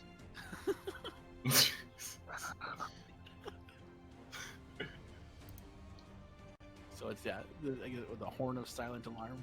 Yeah. Pretty cool horn. And the rope of mending. You could probably see it or look it up on the objects in inventory. All right. So the miners kind of lead you around the back towards the lift, and they point over to the tunnels and says, "For some reason, these two tunnels over here have led to quite the treasure trove. One of them leads over to the Corsine deposits, and well, we found some jewels and things like that in the other tunnels there too. But don't tell anyone I told you that." Oh, lips are sealed. And as you guys get onto the other side of the lift, onto the stone pathway, you see the miners begin to crank the wheel cranks on the lift, and they begin to bring themselves upwards very silently and slowly, like as you guys descended. It's kind of the same thing. So with that, let's just take a little break. That's Excellent. Sounds Oh good. my gosh, this is getting a little fun. This is getting a little crazy. All right. If everyone's here, say aye. I Aye. Yeah, I'm back. Sorry. That wasn't I. Yeah, try again. It means he's not here. Oh, of course. Try again on -10 psychic damage. T minus. Alrighty. -10. Well, let's get back at it. So, You didn't say I. the miners have begun to ascend up the mine shaft using the lift, and they've left you on the opposite side of the lifts there. So, this right side, so if you're facing the cavern, you guys have gone off on the right side now, and as you see the path wind around the large cavern, there's one tunnel that's closest to the lift, and there's another tunnel just a little bit farther past that other tunnel. So, what do you guys want to do? And you also see mine carts going, or sorry, not mine carts, mine cart tracks going to each of these tunnels. Shit. The miners. I think Go ahead. Sorry. I just wanted to ask, like, if I do find Corsian, would I know like how much I have to take, or what the like refinement process was, or like I don't want to just like load myself up with a ton of it for no reason. You know, your brother wasn't too specific. Yeah. So, you judge it based on what you feel. Okay. All right, so they're the two lift or the two tunnels on that you have open to you, and there are sconces lighting the way in each of these tunnels as well. Should we split the party and go into the two tunnels? Never split the party. could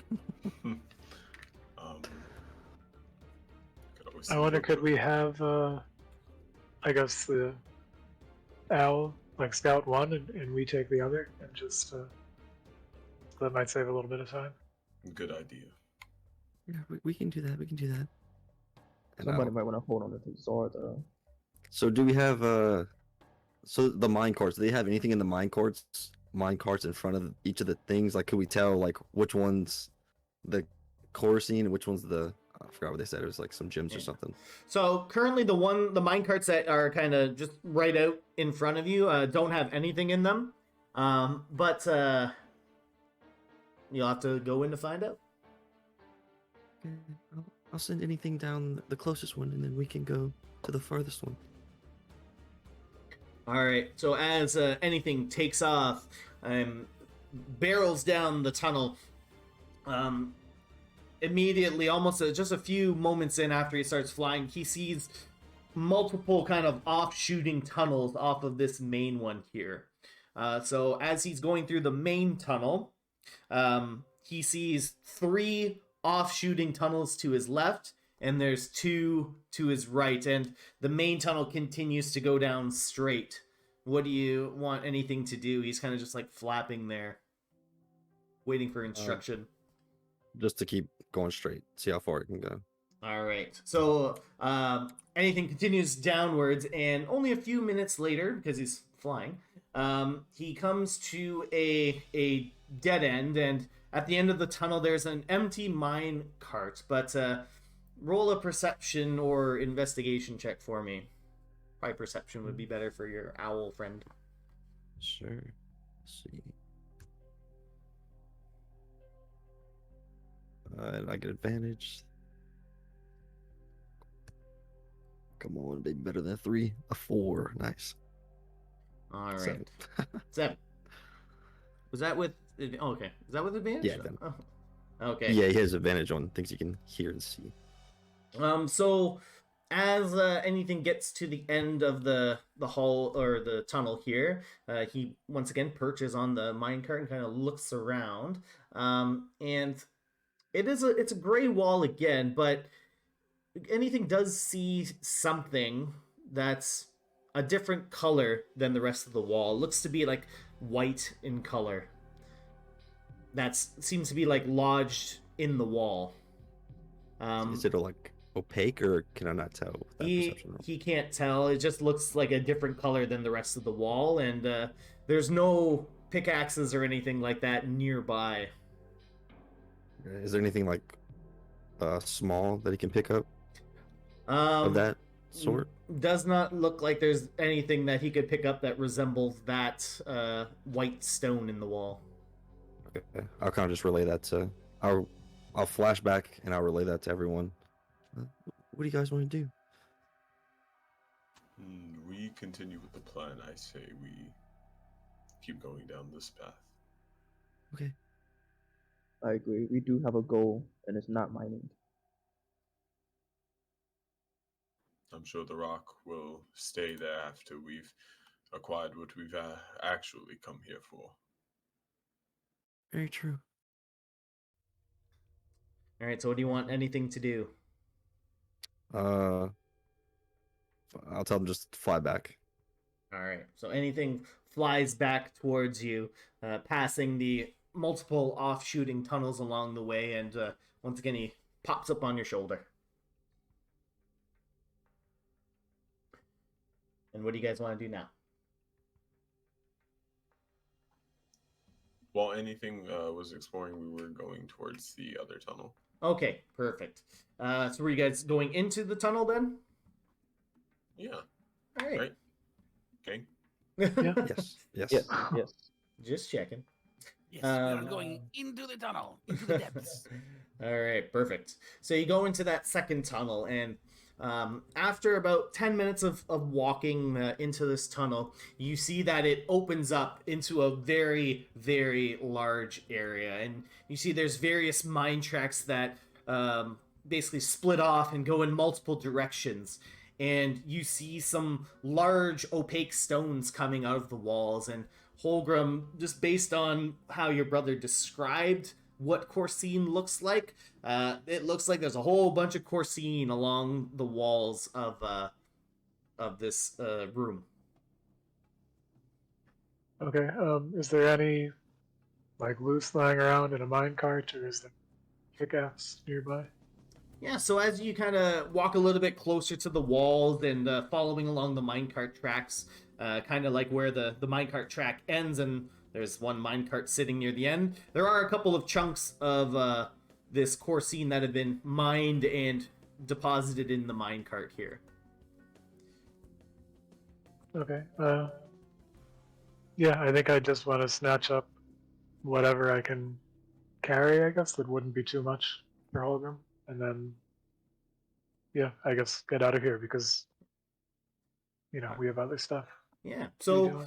so once again, this room is quite expansive. So, you walked in, quite a few feet to get to where you needed to go. What about the rest of you? As Holgrim's kind of collecting out of the mine cart there, what about the rest of you guys? What are you doing in this room? Can I just give a general look around it? Yeah, Same, sure. I'm just Roll, walking around. roll. Whoever wants to roll perception can roll perception. Nice.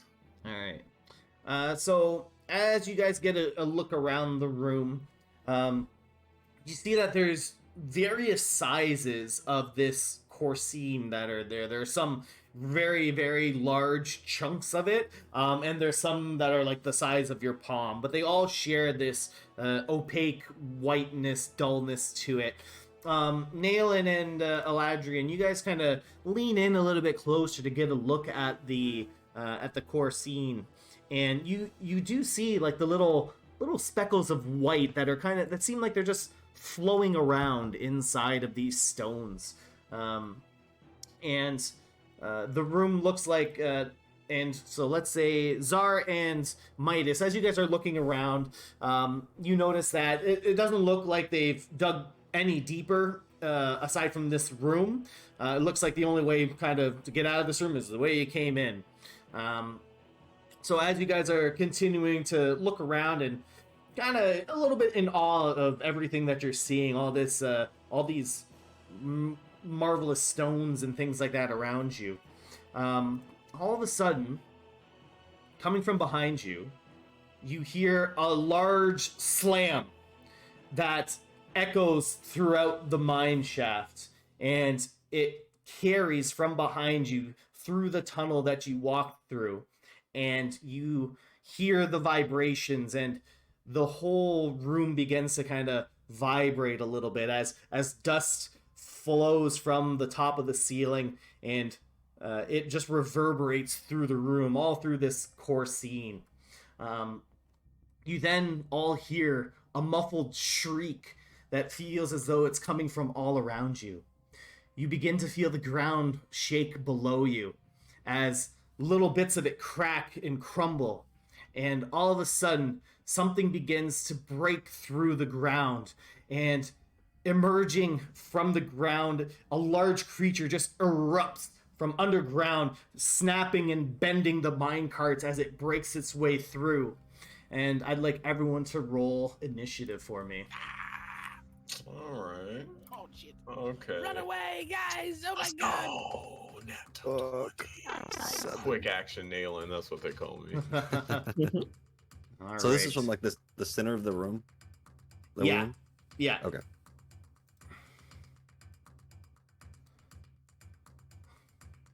Yes. Ooh, Oh not shit. bad. So you What the guys fuck you is guys that? see a very large insect-like creature with fangs and tusks and very sharp claws, and it stands almost like 14 feet high. Jesus Christ, man! This is a Holy big thing. shit, that thing is not pretty.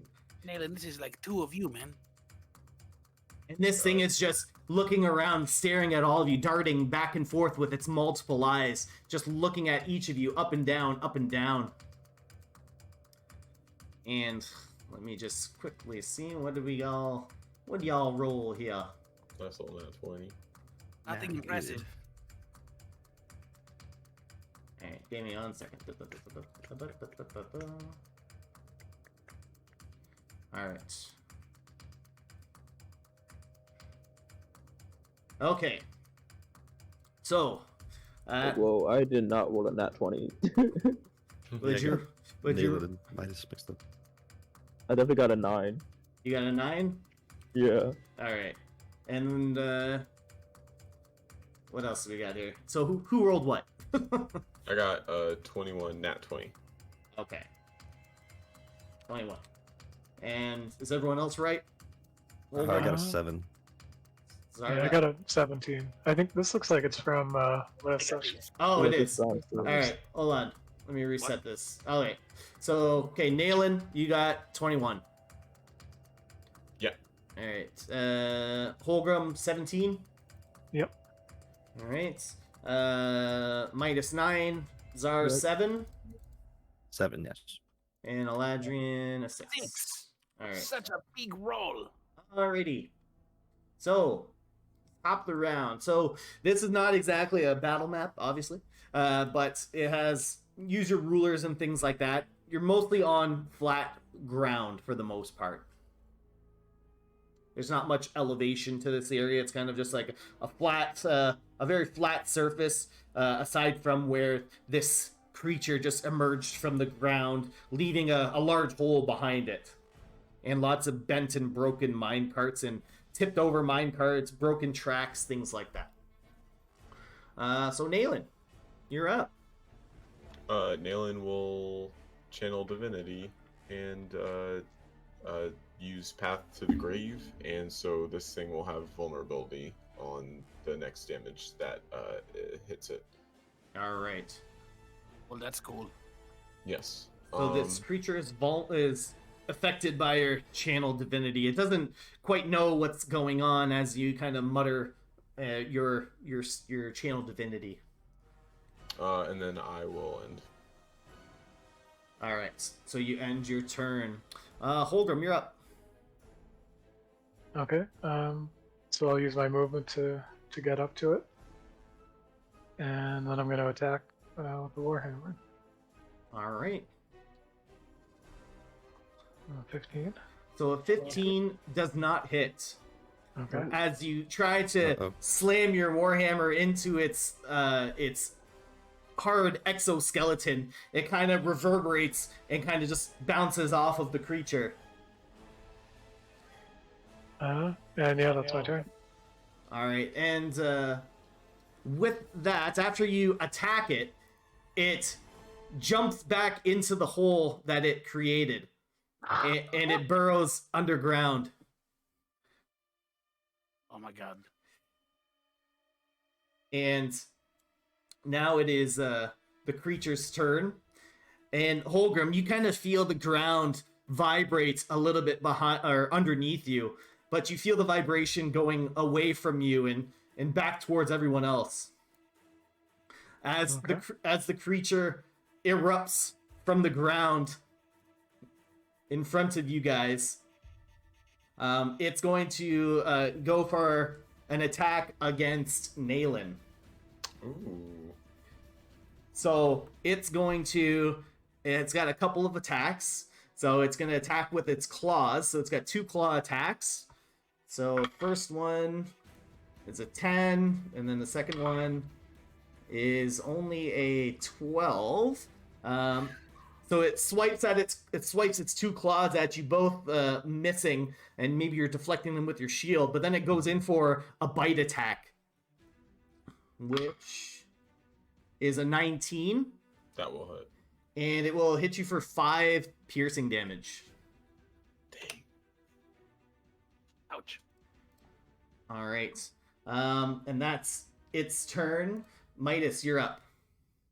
I'm just gonna sit back here, at least initially, and use a Ray of Frost.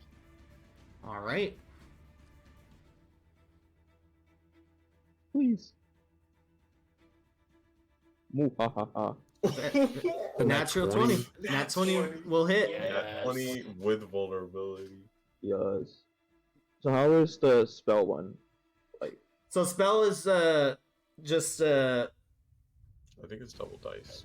Just double dice. 1000% damage. yeah, I don't max the cantrip ones, but it's double the dice and then it's vulnerable. So it's 14. Okay. So 14 damage to this thing. Okay. Got So- Naylan.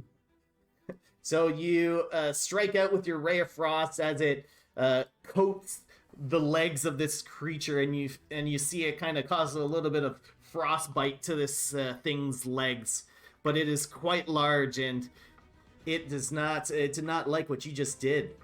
And its speed is reduced by 10 feet. All right. Next, is that everything? Yes. All right. Next up, Zar, you're up. I'll kind of back up a little bit, maybe go right here. All right. So Uh, as you back up, it's gonna use a reaction.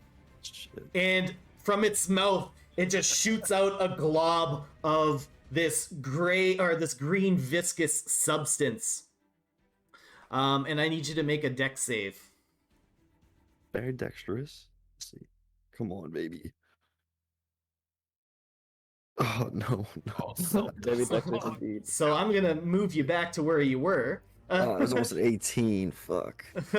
So as you try to get out of this way of this glob, it's just too quick, and you take 3 points of acid damage, and you're also restrained by this globby goop, Shoo.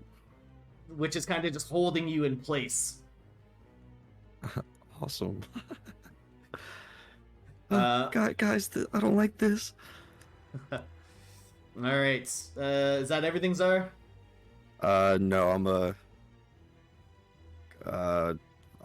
what's it called? A dragon's head will pop out of the book and glyphs, and it'll breathe fire, and I'll cast Burning Hands. All right. Slowly, because my computer's lagging. And it's a dex save on its end. Yeah, dex of 13. All right. Ooh.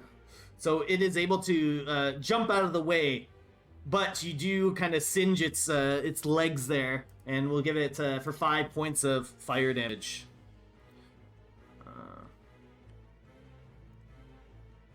Sounds good. And I think was anything also coded? No, anything's not coded. Okay, I'll just send him. How high is this cavern? It's probably about like 50 feet high. Yeah, I'll send him 50 feet to the top. All right. So anything jumps off of your shoulder and just flies up to the ceiling there. And that'll be my turn. Alrighty. Eladrian, you're up. Am I too close to do a firebolt? You're within 5 feet of it. But it did use its reaction already, so it won't get opportunity attack if you try to move away.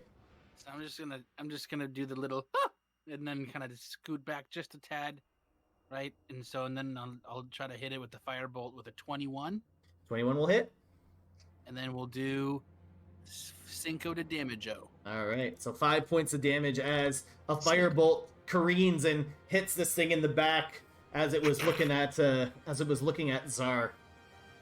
Okay, so next round. So you guys get 1 minute of battle tactics starting now. What the fuck, guys? What does restrain do again? So restrained. So I'll read this. Your speed becomes 0. Attack rolls against you have advantage. Oh, shit. And your melee attacks have disadvantage. And you also have disadvantage on dex saves. All right, I'll give you guys. I'll give you another minute. How do you get out of it? Yeah. Can you break it? Like, is it the end of your turn? You can get out of it, or? Yeah, you can try to like break your way out of it, but it looks like it's already kind of like dissolving a little bit. Oh, gotcha. Okay. Sorry. All right, so another minute. Go. I can try to get into melee range with my Thunder Gauntlet. If I land a hit, then it gets disadvantage on all y'all. If you hit it with the thunder? Yeah, but I have to be in melee range, so. Nice. Okay. Yeah, I have a spell that could restrain it, I guess, if I hit it and it doesn't resist. So I'll probably try that. I mean, I can always If that doesn't work out, I can help you with a help action. I'm at the very end, but I can always bane it for next time, or I can just shoot it again with a firebolt or some I other think sort of... Bane would be pretty good because it gets 3 attacks. Yeah. Alright. So that's what they'll do. I can eat a little bit, but I don't know about all of those hits. I'll try to survive too. Alrighty, let's get to it. Nayland, you're up. All right. I'm gonna go ahead and I'm gonna move around in front of Zar. That way that this creature doesn't, if it does choose to attack him, it's not gonna go for him. Yep. And then I'm going to kind of just like smack it with my mace. All right. All right. That's a 9. So you try and swing your mace at it, but once again, it just bounces off of its like exoskeleton and does no damage to it. all right, then that's gonna be my turn. All right. Olgrim, you're up. Okay, so I'm gonna cast Ensnaring Strike with my bonus action. Alrighty. So I guess if I hit the next creature I hit, they have to make a 12 strength saving throw, otherwise they're restrained. Okay. So then I'm going to use my movement to get up to the creature again, and then attack it with my warhammer. And 15 again. Shit. So a 15 does not hit, Yep. but you still have your ensnaring strike on you. Yeah. All right. So that's it. All right. Top of the round is this creature, and it is going to once again jump back, seeing how it's surrounded. It's going to try and dive underground. So as it goes underground, Holgrim and Nayland, you get an opportunity attack on it. All right. Oh yeah. My boys. You got it, Whack 'em. guys. All right, so Holgrim will hit it, Yeah. and Nayland will hit it. Hell yes. Way to go. So 5 damage from Nayland, That's what I'm talking about. and then 10 think Big you also get swing, barrel, big- a D6 too, as well from the ensnaring strike. Or no, it has to be ensnared. Yeah, so he has to make a strength saving throw. All right. So it got a natural 20. So it's a big creature. It's very strong. So you do hit it though. But as a reaction from where you guys cleave, both of you cleave into its exoskeleton, you do manage to crack through it. But as you kind of draw your weapons back, some of its acidic blood splashes back at both of you, and you both take 3 points of acid damage. As this thing buries its way underground. Its blood hurts. Oh shit. Be careful of this thing's bile. And that's going to be its turn. Oh, So Midas, you're up. Why does it okay. say Well, this? I'm just gonna ready my Thunder Gauntlet if it appears next to me. Okay. So you're readying your action. Yes, and that's just gonna be all for my turn. All right. Czar, you're up. I'll ready a. Or, so the goo around me, is it dissolving away, or can I save to get out of it? Is there? So anything I can do to- it'll be dissolved by the end of your turn. Oh, okay, gotcha. So yeah, then I'll ready a ray of frost if I pop up if he sees him again. Okay, perfect. All right, so as a villain action, you guys feel the rumbling underneath you once again, and it's getting very concentrated around Eladrian. And all of a sudden, Eladrian, you feel the ground give way from under you as you are pulled underground. Shit. And are face to face with this creature underground. Oh my god, oh my god, oh my god, oh my god, oh my god. Eladrin. Eladrian, you're up. Shit, I just look at it and I'm like, and I still cast Bane on it. So All I have right. to get charisma saving 13. Right. It fails the charisma. Yes, it does. Baned, bitch. So the monster is baned, and it is looking right at you, right in the eyes. Yeah, it's shit.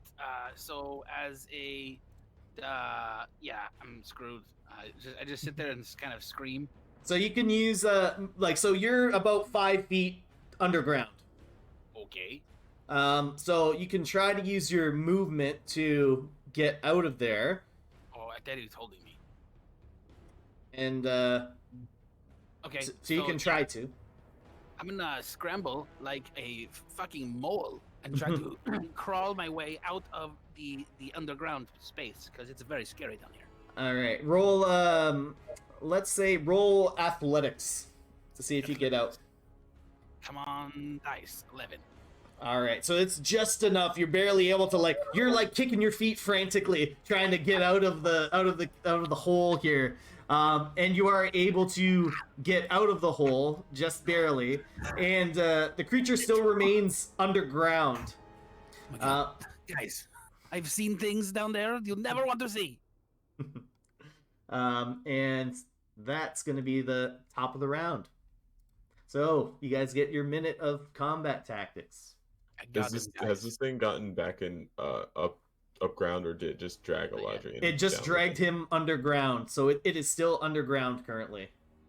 There's a big hole from where Eladrian crawled out of. I will say that. Because I'm so muscular. It's a big hole. I have to squeeze my muscles through. All right. I think we need. We know where it's at. Is there anything we can throw down there? Do we have any bombs? No. None we of mine don't. abilities is really gonna help. If we Did don't you know do where it? it is, we could always just ready an action to dodge if we can't attack it. Is there any of this ore around here that we could wrap up in a piece of paper or something and then blow it up? Because if it's I don't know. That's dumb. Something very loud, right? We need to make the ground loud. And we have thaumaturgy or anything? Yeah, use I don't specialize thaumaturgy. television. Can you like yell at the ground and make it like resurface? I don't know about that one. No. Can make it like a rumble and stuff like that, right? All right. I don't know if that'll do anything for him though. We might need to get ready to dodge, if anything. Yeah, if we I can't think that's see our it. best bet. Mhm. I guess everybody, until it If pops up, there's everybody nothing ready. else And then to if it's do. out, then we can do like a regular action. All right. Alrighty, Nayland, you're up. All right. I'm gonna. So Zar's no longer restrained. Yeah, he can take that off. All right. Then will probably like run over here, just like a bit, like, so we're not close together, in case this thing comes back up, and he'll ready an action to, I guess he'll just like hit it if it comes near him. Yeah, that's. Oh no, he'll ready an action to cast Toll the Dead on it if he sees it. Okay. And yeah, that'll be it. Alrighty, so you're readying an action. Holgrim, what are you up to? Okay. Yeah, I think I'm probably just gonna ready. I have a few javelins, so I guess I'm just gonna ready an attack with a javelin if I see him pop back up and Alright, throw it at him. perfect. So you kind of sheath your warhammer and you kind of grab a couple of javelins, just ready to toss it, just kind of standing at the ready. So next it is the big creature's turn. So Eladrin, you feel that rumble once again, Oh shit! but it's going away from you. Oh my god! Oh, shit. Look out! And this creature erupts from the ground right in front of you, Zar. Yikes. So before it does anything, I'll give you guys your chances to do your thing, Nayland and Holgrim. I'll take a Wisdom saving throw 13. All Ray right. Frost 2 from earlier. That's a disadvantage, right? Because I'm in melee with him. Yeah. So Ray of Frost is a disadvantage. Yeah, no, that doesn't hit. Yeah. 14. 14 does not hit. Holgrim, you'll hit. And then hold on, let me hit the. Okay, Toll the Dead hits. Excellent. It'll be a D12 because it's already taken damage. Yep. Oh yes. Come on, 12. Yes. All right. Let's go, Nathan. All right, Such and a beast. then Holgrim, you hit for the 11. Yep. And then I think your ensnaring strike does hit, right? I think it's still going on. Yeah, I don't know if it Um, goes away after my first attack or if it just stays up until I hit. I guess next time I hit a creature. Okay, yeah. So I think it's done. Yeah. Yeah, it's done. All right. Be cool to just enchant a weapon throughout the whole. All right. So we'll take that off. Okay. Perfect. All right. So it erupts, and as it bursts through the ground, it's hit with a couple of magic spells, a very powerful, potent Toll of the Dead, and a couple of javelins just kind of crack right into its side. And so what it's going to do is Cry. he's gonna attack you, Zar, because you're right in front of him. So he's gonna swipe with his claws. Oh, that's a miss because he's baned. Oh yes! 5, 18. So, I 10. forgot we did that. So that one claw attack's gonna. So he's gonna slash at you for 3 damage, Ah, and he's What also was gonna. the Sorry. what was the roll? Oh, Sorry. it was 15. 15? Okay, shield. All right, so you shield. So as its second claw comes down towards you, you whip up your magical barrier, and it just bounces off. And it's not too happy about that, so it's going to try and bite down on you. And your shield does remain still, Yes. but it tries to bite down at you. Oh, and it once again bounces off of Yeah, let's go. your shield there. So this creature's just Nice. like flailing about. boy. All right, Midas, you're up.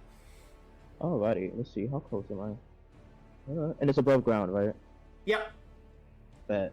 I'm gonna get closer to it, and I'm gonna use my Thunder Gauntlets. Hit it. All right. So you fire away. Oh goody. That's 23 to Yeah. hit. Yeah. Dang. All right. Yes, yes, yes. So 8 damage. And now, if it attacks anybody but me, it gets disadvantage. All right. Oh, yes. Way to go, man. Yeah, Alright. focus on me, ugly. All right. So, as you lay in with a very solid punch to its, I don't know, its torso area. um, Thorax. yeah, there you go. The thorax. Perfect. So as you lay into it with a punch to the thorax, all of the damage that you guys have been inflicting on it, all of its various wounds, it begins to shriek out in pain, and from all of its wounds, all of its acidic blood just splashes out, just like a sprinkler, just like coating everyone within 30 feet of the area. So I need everyone to make a dexterity saving throw. Ew. Oh, no. Oh gosh. Shit. Damn. That one. So, Nayland, you got it? Nayland? Okay. I got it. All right, perfect. So, as this thing catches you all by surprise, and it just really it's almost like just spurts all this acidic blood off of you. Everyone that failed is going to take 10 points of acid damage. Oh, God. And Nayland, you take 5. Fuck. Ooh, I'm gonna fuck you up. Holy shit, man. This smells horrible. This is gross. Oh my I'm god. going It's to not only need- melting my flesh, it's melting my nostril. We might need to buy new clothes after this match. We are, yeah. Midas, we're going to Fuck commission off, you. Latvian. Not now. With that, Zara, you're up. This reminds me of the octopus from Finding Nemo. You guys just made me ink. It's just made me. Yeah, so freaking burning and shit I'm like hovering underneath my shield. It's kind of like the book. It's like just a force field. I'm like, book, protect me. I got you, buddy. Wow. Shit. And I'll just try another ray of frost. Disadvantage. Yeah, so you're up close, and so it's disadvantage. Yeah, nothing I can do. Nah. 14. Ooh, a 14 does not hit, unfortunately. You're close. Rip. Let's see. Is there anything I do in bonus action? No, I mean bonus actions. Yeah, that's it for me. All right.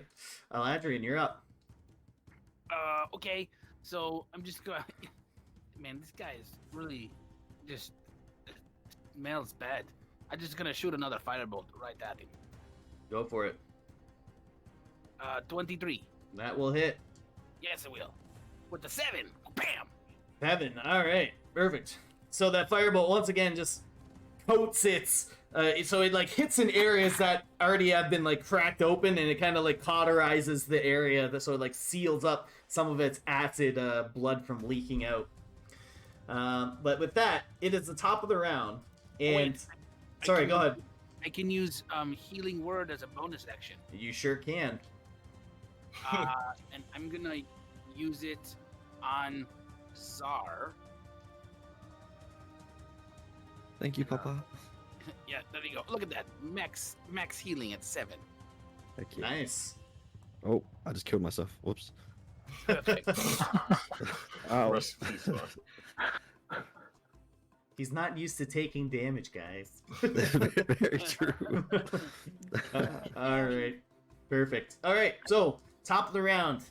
You guys get your minute of combat tactics, and I'm going to give you a bonus DM tip. You guys also have those inspiration points. Fuck. Oh yeah, I remember those at the start of this. Just keep that in mind for going forward. How is this thing looking?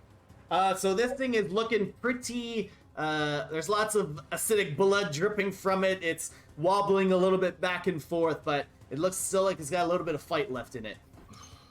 Oh my god. Well, shit. All right. I'm gonna hide behind Holgrim. I agree. Let's all hide behind hold. But everybody just let Holgrim take the damage. What? I mean, okay. Holgrim, can you do compelled duel still, or? This thing runs. Can go underground though, guys. Yeah, I can do compelled duel, but I think Midas already has something similar up, and I think with compelled duel, if anybody else hits it, it wears off. Oh, okay, gotcha. Shit. Although I guess its turn is right after mine, so I could do compelled duel now, and he would have to attack me next turn, I guess. Well, he gets disadvantage if he attacks anyone besides Yeah, Midas. Yeah, he's not forced to attack me. He Yeah. Okay. No, I think compelled duel is the same thing. But if he attacks anybody other than me, he would get disadvantage. All right, let's go. Nailin, you're up. All right, Nalen's going to run this way, just by these two, and he will go ahead and if I cast Toll the Dead, will that also ruin the disadvantage upon? I don't know, Midas, you tell me. Not mine. Mine Alright. can't get canceled out until it's like my turn again. Great. Then I will cast Toll the Dead on this thing. Alrighty. And So Wisdom 13. he fails. Subject to a D8 of Kalimvor damage. 5. For 5, alright. Sorry, D12. Yeah, a That'll d12. be it.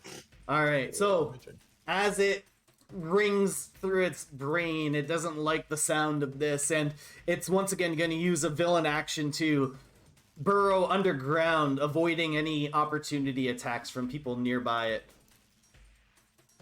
Told you we couldn't go underground, Here we guys. go. So it leaves a big hole in the ground in front of you, Midas and Czar, as you feel vibrations under the ground leading away from you, Midas, but still pretty close to you, Czar. It's giving me good vibrations. All right, Holgrim. Nalen's going to take a step back then. If he's like just to right here. Sure. Yeah. Not that I'll save him, but I don't know. All right, Feels right. Holgrim, you're up. Okay. I guess after seeing it go underground, I want to probably move a little so I'm not stacked on top of anybody else. I mean, there's a giant hole there that you could jump down if you wanted to. Huh. That's interesting. Do it. Is there still one by Eladrin, or do I have to go to the Midas? I guess to get. So the hole's kind of like, oh, hold on. It's like around here, I'd say. Okay. Yeah, I'm gonna jump in the hole. All right. Our tank. It's going So you jump in the hole, and you see you're basically like looking at this thing's butt as it's crawling, as it's digging away, crawling away from you guys. Yeah, and then I'll just attack. All right.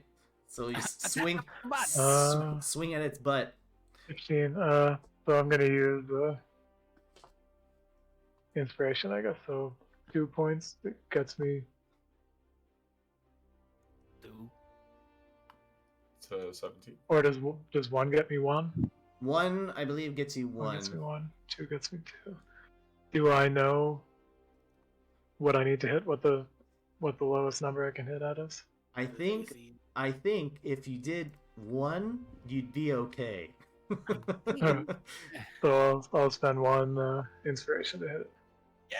It doesn't hit. No, I'm just kidding. It does hit. Joke's on you. DM always wins. Sucker. So yeah, go and roll for damage. So 8 damage. 8. Okay. So Poke him right in the- you hear this. Everyone hears a shriek coming from the hole that Holgrim just leapt down into. And now it is this thing's. Oh, is that everything, Holgrim? Yeah. So this, like the hole you were saying, they were like 5 feet deep. So Yeah. I'm not like way down, and I Yeah. can get myself out of here later if I need to. Yeah, I think you pretty much used all your movement to Yeah. get up, and just like Eladrin did, you'd be able to kind of climb out of there. Okay. Yeah, that's my turn then. All It was right. very difficult. All right.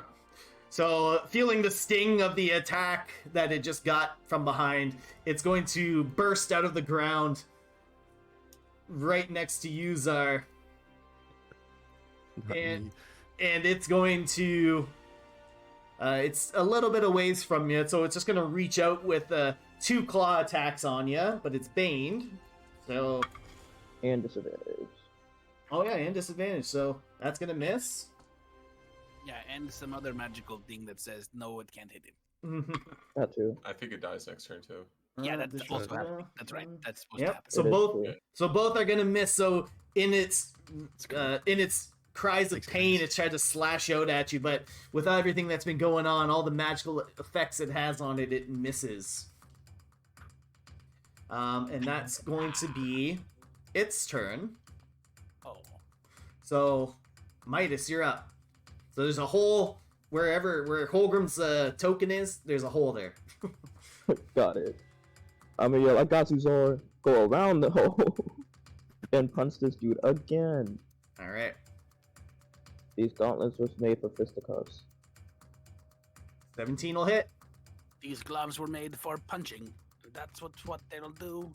One of these days, I'm gonna punch you in the face with these guardian 7 armor. points of damage. So once again, you connect and make a big dent in this thing's thorax, and once again, the Thunder Gauntlets do their thing as it puts its ability on this creature. You see little currents of electricity go through all of its legs and its body. But is that everything? Yes. All right, Zar, you're up. You're about 10 feet away from this thing. Perfect. Okay. So like hearing Midas say that I got you, Zar, kind of like touches his heart a little bit. He's like, oh man, Midas actually does care. Puts on a tough exterior. Do I want to step back? Fuck.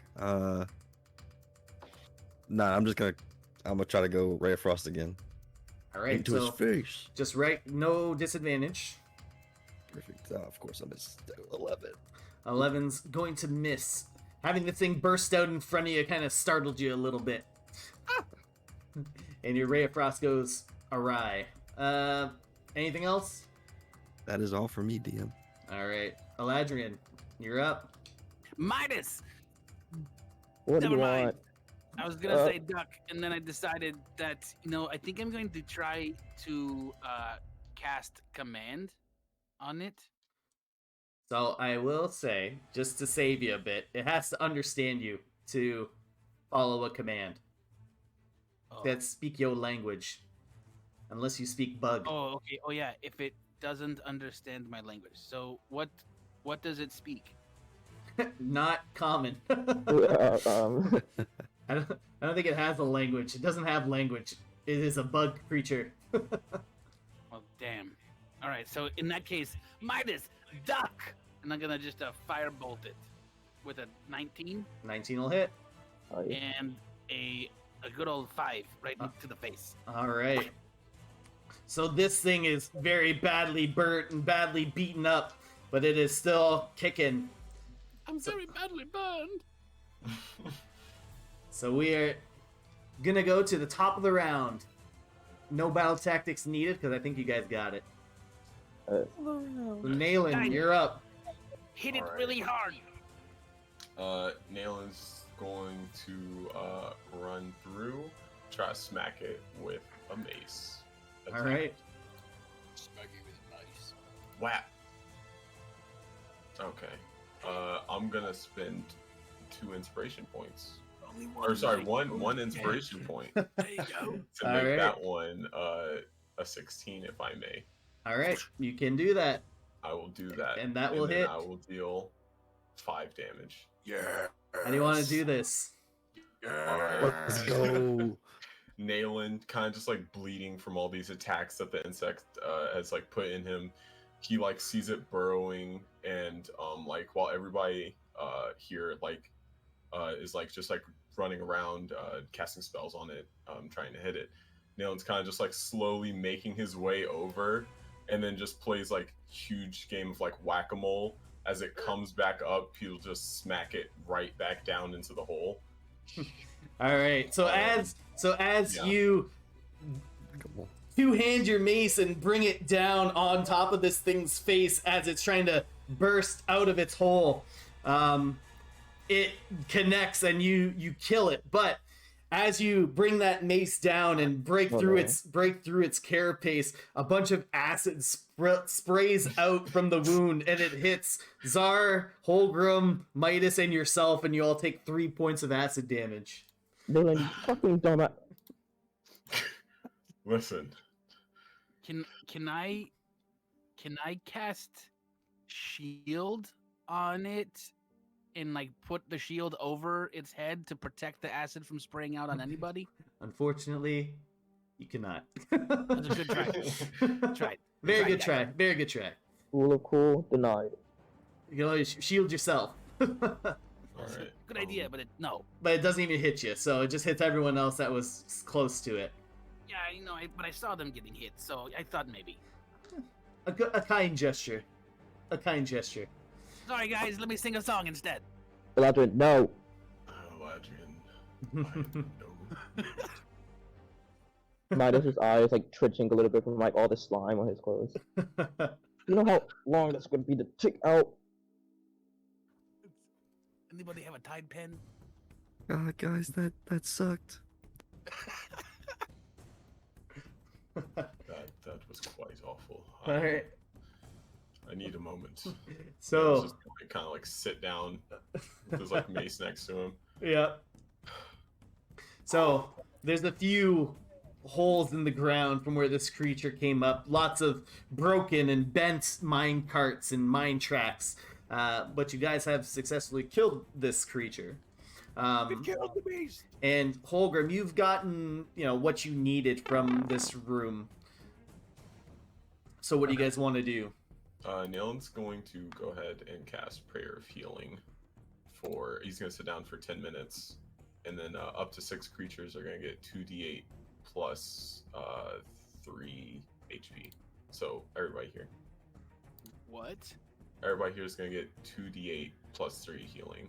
Well, Thank the Lord. that's really cool. He's been holding out on you guys. I've been keeping the spell slot, so in case we needed it. I'm feeling Nice guy. okay. So I'll go ahead. Should I just roll a 2d8 plus 3 once, or did everybody else roll it? You roll it Oh. for them. Roll it for them. Maybe a little faster. Individually or all at once? Roll it all at once. Just roll one for everybody, basically. Okay. That makes more sense. Okay, this one. Such will a be good for roll, hippie. me. I know, damn. Okay, so I'll heal 8. Damn. This one will be for Eladrian.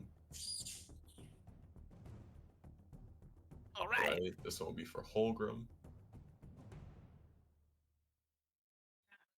This one will be for Czar. Come on, baby. Big bucks, no whammies. Yes. Yeah. And last but certainly not least, Midas. Good. Awesome. God, you're a beast. There you go. Wow. So you guys heal up from all the acid damage and slashing damage of that creature you just battled against. Anything comes back down from the roof and just sits back on your shoulders and there's really nothing else in this room. You guys probably don't want to stick around too much longer. Hopefully no other creatures kind of pop out of the underground. Oh wait, that I'm sorry, that last one was healing word, not prayer of healing. Okay. Let me just change that to, yeah. Yeah, there we go. Way Oh, better. good. Another 7. Hey, Eladrin, we killed another animal. Do you want to like take its antennas or something? Make some Yeah, I was gonna- drumsticks? Yeah, I was gonna see, where are these claws on this thing, or like? Why you give him ideas? Is it kind of fun? So these claws are about the size of you, Eladrian. Yeah, but I only need the tip. You see. I only need the very small piece of it, or maybe I could take like some of its what is it? Maybe I could take some of its carapace, right, and be able to change color or something. May I collect 3 vials of its acid? Oh yes. Yeah, so roll a medicine check to be able to do that, like, skillfully. We'll put it that way. 13. All right, so Can I give myself guidance? yeah, do it. Excellent. Okay, I'll roll a d4 in addition. 14. Okay. Damn. So you are able to get the 3 vials of acid, but as you're collecting it, some of the acid kind of drips onto your hands, burning you a little bit. So you'll take 3 points of acid damage for each vial. Well, not for each vial, sorry. 1 point of acid damage for the 3 vials you collected. So 3 points total. 3 points Okay, total. I was about to. I better put that shit down. What's in these vials? Okay, Acid. I got it. What- Fair, Can- fair. Now, is it its blood that is acid, or is it like a special secretion that it makes? Put your hand in and find out. Okay, that doesn't answer my question, What? but okay. What? Elaborate, what look is that? around. This is acid. Because if it is blood, that is fine. But if it is like a secretion of sorts, maybe I can get the acid gland itself. I don't think there's any surgery that can be made on this one. You don't know that. I'm very skilled with a knife. Do you really know the anatomy of a bug? You know, Not when the knife dissolves in your hands. back when I was traveling the ocean blue, they would call me Doctor Who. They'd be like, "Who is this guy?" And he's like, "A fucking doctor." And they'd be like, "Doctor Who?" He'd be like, that's what they would say to me, and I would, very skillfully cut out lots of things from lots of places of lots of, bodies, both human and otherwise. You make me sad. So maybe I can find the gland if there is a gland. If there is no gland, then okay. I will cut out its, tongue and fry it up, and we will have fried bug tongue. It is a delicacy. All right, so what do you want to do? Is the fucking gland Yeah, here after Nailing just like prays and heals, everybody's gotta get out. We need to get out of here. No time for bug lunch just yet. This thing has been alive for 10 years, Ladrin. You don't know if it has more. What does it make it? Is it like a bug that and makes like a shaking noise? Ladrin, what does it matter? Well, what if I need a new pair of maracas, man? Well, I will say that Nayland smashed its face in and just ruined its head completely. And, okay, so you know what? We're going to leave the bug. Thank you. All But right. next time, Next time there's a bug. the next giant bug we face, we'll take some of it. Sure. Whatever you want to believe about that. What if I get its wings? Can I have its wings? It doesn't have wings. Onward. Oh yeah, It have wings? Oh. No. it's not a flying. All right. If it Okay. had wings, this would be such a different fight. It burrows underground and flies. No. All right, so you guys come back out of the tunnel, outside of this big area here. Holgrim, just message me how much Corsine you grabbed. Just to send me a DM. Sorry, did you say you wanted to do something? Yeah, is there any way I could I'm not trying to get a big piece of it, just like the smallest piece I can find, just to put it in my bag. Yeah, sure. Oh, Grab like a little palm size of it. Perfect. Are there did in You the don't- hole Yeah. in the holes that the bug made? Did it resurface any gems or anything? Not that you see. It's just kind of all just dirt and broken metal bits from the mine carts. Okay, I want to grab a handful of the Corazine also, please. Are you only grabbing it because everyone else is grabbing it? If they were all to jump off a bridge, I would jump off a bridge. Well, you wanted to jump into a hole, so. Yeah, well, I started this whole jumping idea. All right. You can grab a small chunk, just one small chunk. One small chunk. That's what I'm going to put in the notes. All right. So as you guys come out of the tunnel, a little battered, a little bruised, feeling okay though because of Nayland's prayers. Nayland, you pick up the sound of conversation from a distance. You don't understand the voices or what they're saying. You've heard some of the tones before, very akin to Goblin, but it's the voices are echoing through the chamber. So as you guys approach and outside of the tunnel, you hear the voices coming from down below. Just point this out to everybody. This noise. Mm-hmm. We have guests. Does anybody want to look over the edge? Yes. All right. So, Eladrian, you kind of peek your head over the edge, and the drop is still about like another 80 to 100 feet down. But you're able to roll perception for me. Is it good? Is it a good one? Is it good? Oh, no. So they're just a little bit far out of your reach. You got a little bit of acid in your eye. You're just like, oh, I can't see that well. But If it's the kind of acid I'm talking about, man, I can see really well.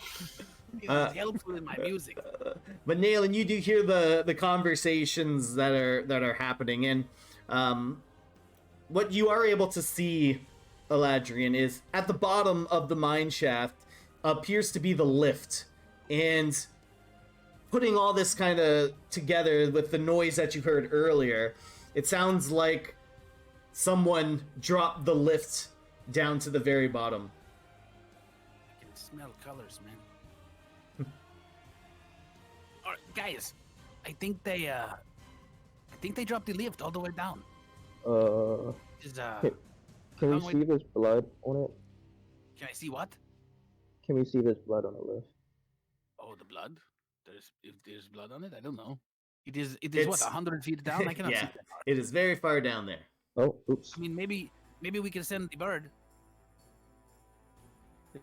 Yeah, as long as he doesn't die. I don't, we can send the bird. Okay, anything. As long as he doesn't die. Yeah. You gonna send anything down? Yeah, I'm gonna try to get him to stealthily, like, I'll send Yeah. him 30 feet down. Yeah, All right. because he can see 120 feet in the dark. Yeah. Roll stealth. Owl stealth. Owl stealth. Stealth of the owl. Here we Everyone go. just said owl stealth in unison. Please, high roll. No. 6. Fuck. Oh, So, anything starts making his descent downwards, and a little extra one wing beat that it does is just a little bit stronger than its usual flight pattern, and the conversation down below kind of stops as the creatures kind of look around, but they don't seem to take notice of anything because he's still pretty high up. You know, these things are only looking like 10, 15 feet up in the air, and they don't notice you guys, but you don't think you should send anything down there once again. Yeah, that's fine with me. Is there any way, like, since he's a little bit closer, can he see if there's blood? Like, if they're, like, the miners that we saw will go up, is there any of them on the... Can you make out any bodies? Yeah, so you don't see any bodies or anything like that from what you can tell with anything sight, because he's able to see all the way down. But what he does see are 4 goblins down there, and they're talking to what appear to be 3 larger humanoid type creatures, but they're speaking in a language that anything doesn't know. Anything doesn't know what's going on. He just can't understand this language. He's a bird. And you don't understand it listening through his ears. You don't understand the language either. It's not Dwarvish, Inferno, or Sylvan. Nope. No, it's Birdian. It's Birdian. Yeah, I'll just get him to kind of fly back up and perch on my shoulder. Like, Larkinese. there's 4 goblins and... You said 4 other creatures, right? Or 2 other creatures? 3 other creatures. 3, yeah. And 3 other larger creatures. They didn't notice anything, and there was no bodies on the lift that he could see. we need to steer clear of altercation for now. So you guys remember that those miners, when you first walked in, you remember that those bodies that were at the front of the mine had been dead for quite a few hours. And those miners that you guys got from this second floor were able to safely kind of barricade themselves for seemingly a few hours as well. So you guys think that if you set it up properly, you guys might be able to safely kind of get some rest in that break room area. Oh, the break room. You mean we could get like, you know, a cup of coffee and like have it like a cheese Danish? There's like a gap like in between, right, from the left and the right. Yeah, so it's a 10-foot gap, but all of you, even with all your strengths, you are able to successfully jump over it. It's a 10-foot wide gap, and you're all strapping adventurers, and you're able to jump it if you want to. Hogan throws Zara across. Because Hogan just carries me, like, nobody tosses a dwarf. Nobody. A dwarf. I'll give him a little hop. What time of day is it? I guess, right? It was kind of like late afternoon when we got in here.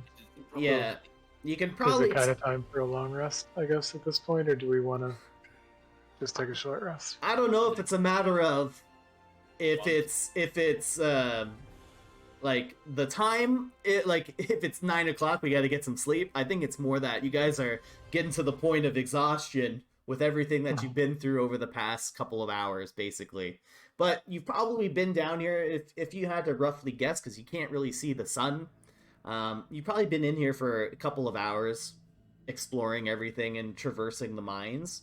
So by your best guess, it's probably getting to nightfall. What do we want to do? So do we want to Let's rest. okay. All right. So you guys are able to jump across the little gap that's there, with the help of some of the stronger members of your group. They might kind of give you a little toss to help you across, and you guys make it over to that room where you found the miners at.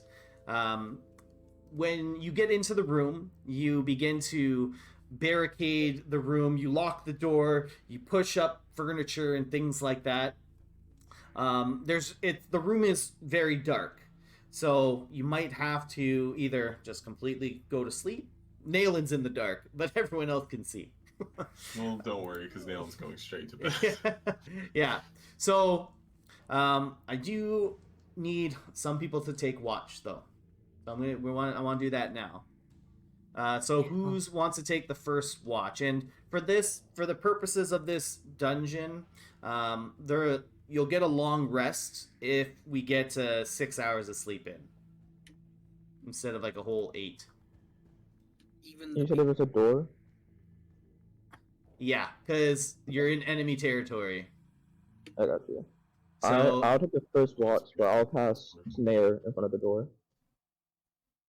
you'll pass what? Snare?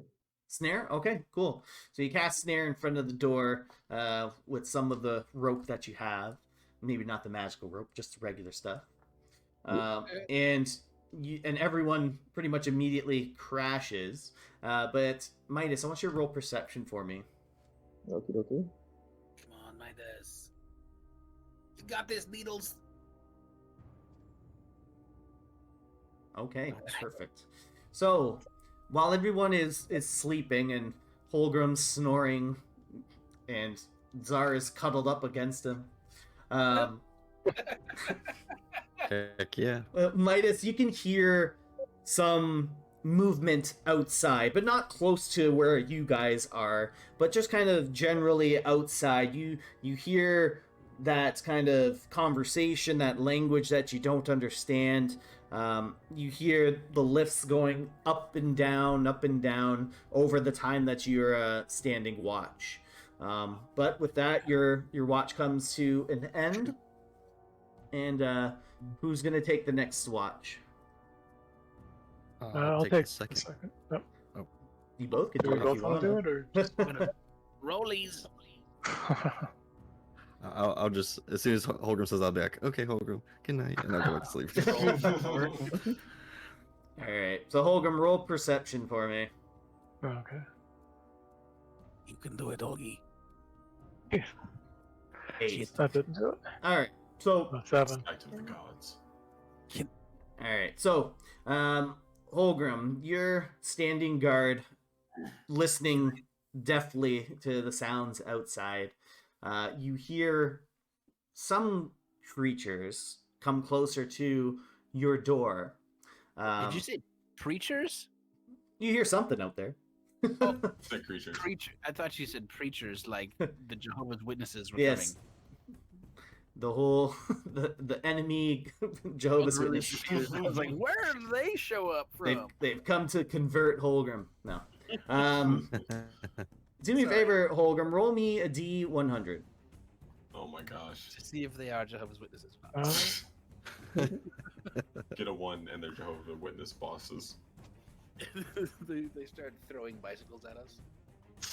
You can't hit them. They have a helmet. Good one. All right. So 41. all right. So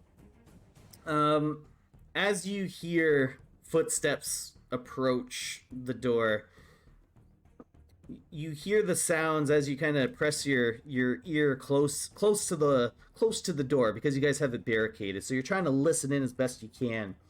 You hear them opening up the door, or you hear them try to jiggle the handle of your room's door. And when you hear that, you kind of grip onto your warhammer a little bit tightly. But as you hear the latch jiggle, you hear some kind of curse word that you can only imagine is a curse word in whatever language these things are speaking. And it lets go of the door handle, and it goes to the handle or the door across the hallway. And it opens up, and you can hear some of the equipment on the inside getting tossed and turned and things like that. And then you hear it slam that door and go to the door at the end of the hall. And as it opens that up, you hear a large little squeak and squeal, as then you hear footsteps run away in the other direction. They opened up the nail-in. You would know. No one else would know. But they opened up a stinky bathroom, and they ran the other direction. So for right now, you listen. No other footsteps draw near, and you're feeling like no one's going to be bothering you guys right now. So with that, those couple hours of watch, we'll say everyone gets a long rest out of that. Yes. And that's where we'll end tonight's session. Oh my gosh, beautiful. What a night. Oh my gosh. That is insane. This was... Whew, that creature was hard. Yeah. I definitely think the strategy there was just jump down and smack it. That was... Ugh. That was good though. We did very well, I think. Holgrim I'm scary, man. I don't have enough health points for that. Remember I was not those expecting that. remember those inspiration points for next time. You very well might need them. Yeah. Noted. Duly. Dun, dun, dun. And Holgrim, I'll give you a point of inspiration back just because you're ballsy enough to jump down into the hole. Woo, yeah! Nice. High risk, high reward. Looking cool, man. So do we have any idea what the... Like, we heard that elevator drop. Do we think that the miners did that on purpose, or did the goblins do it, or we just don't know? Your guess is as good as mine, even though I know what happened. Even though I know. He has no idea. I invented it. Maybe the rope was just old, mate, and it just fucking snapped. And the next thing you know, the thing falls from the top all the way to the damn floor. Why is your... I will say that it didn't look like anything was cut. Nothing was cut. I mean, Eladrin did say, just send it back down. It's okay. Yeah, I did say that. But we went all the way at the bottom. Why am I doing a different accent? But Your yeah, next character? so we're all done for the night, guys. Nice. Oh, that was fantastic. Agreed. I'm glad I kept you on your toes. It was pretty cool. Fucking stealing me underground. What the shit was that? Spicing it up a little bit.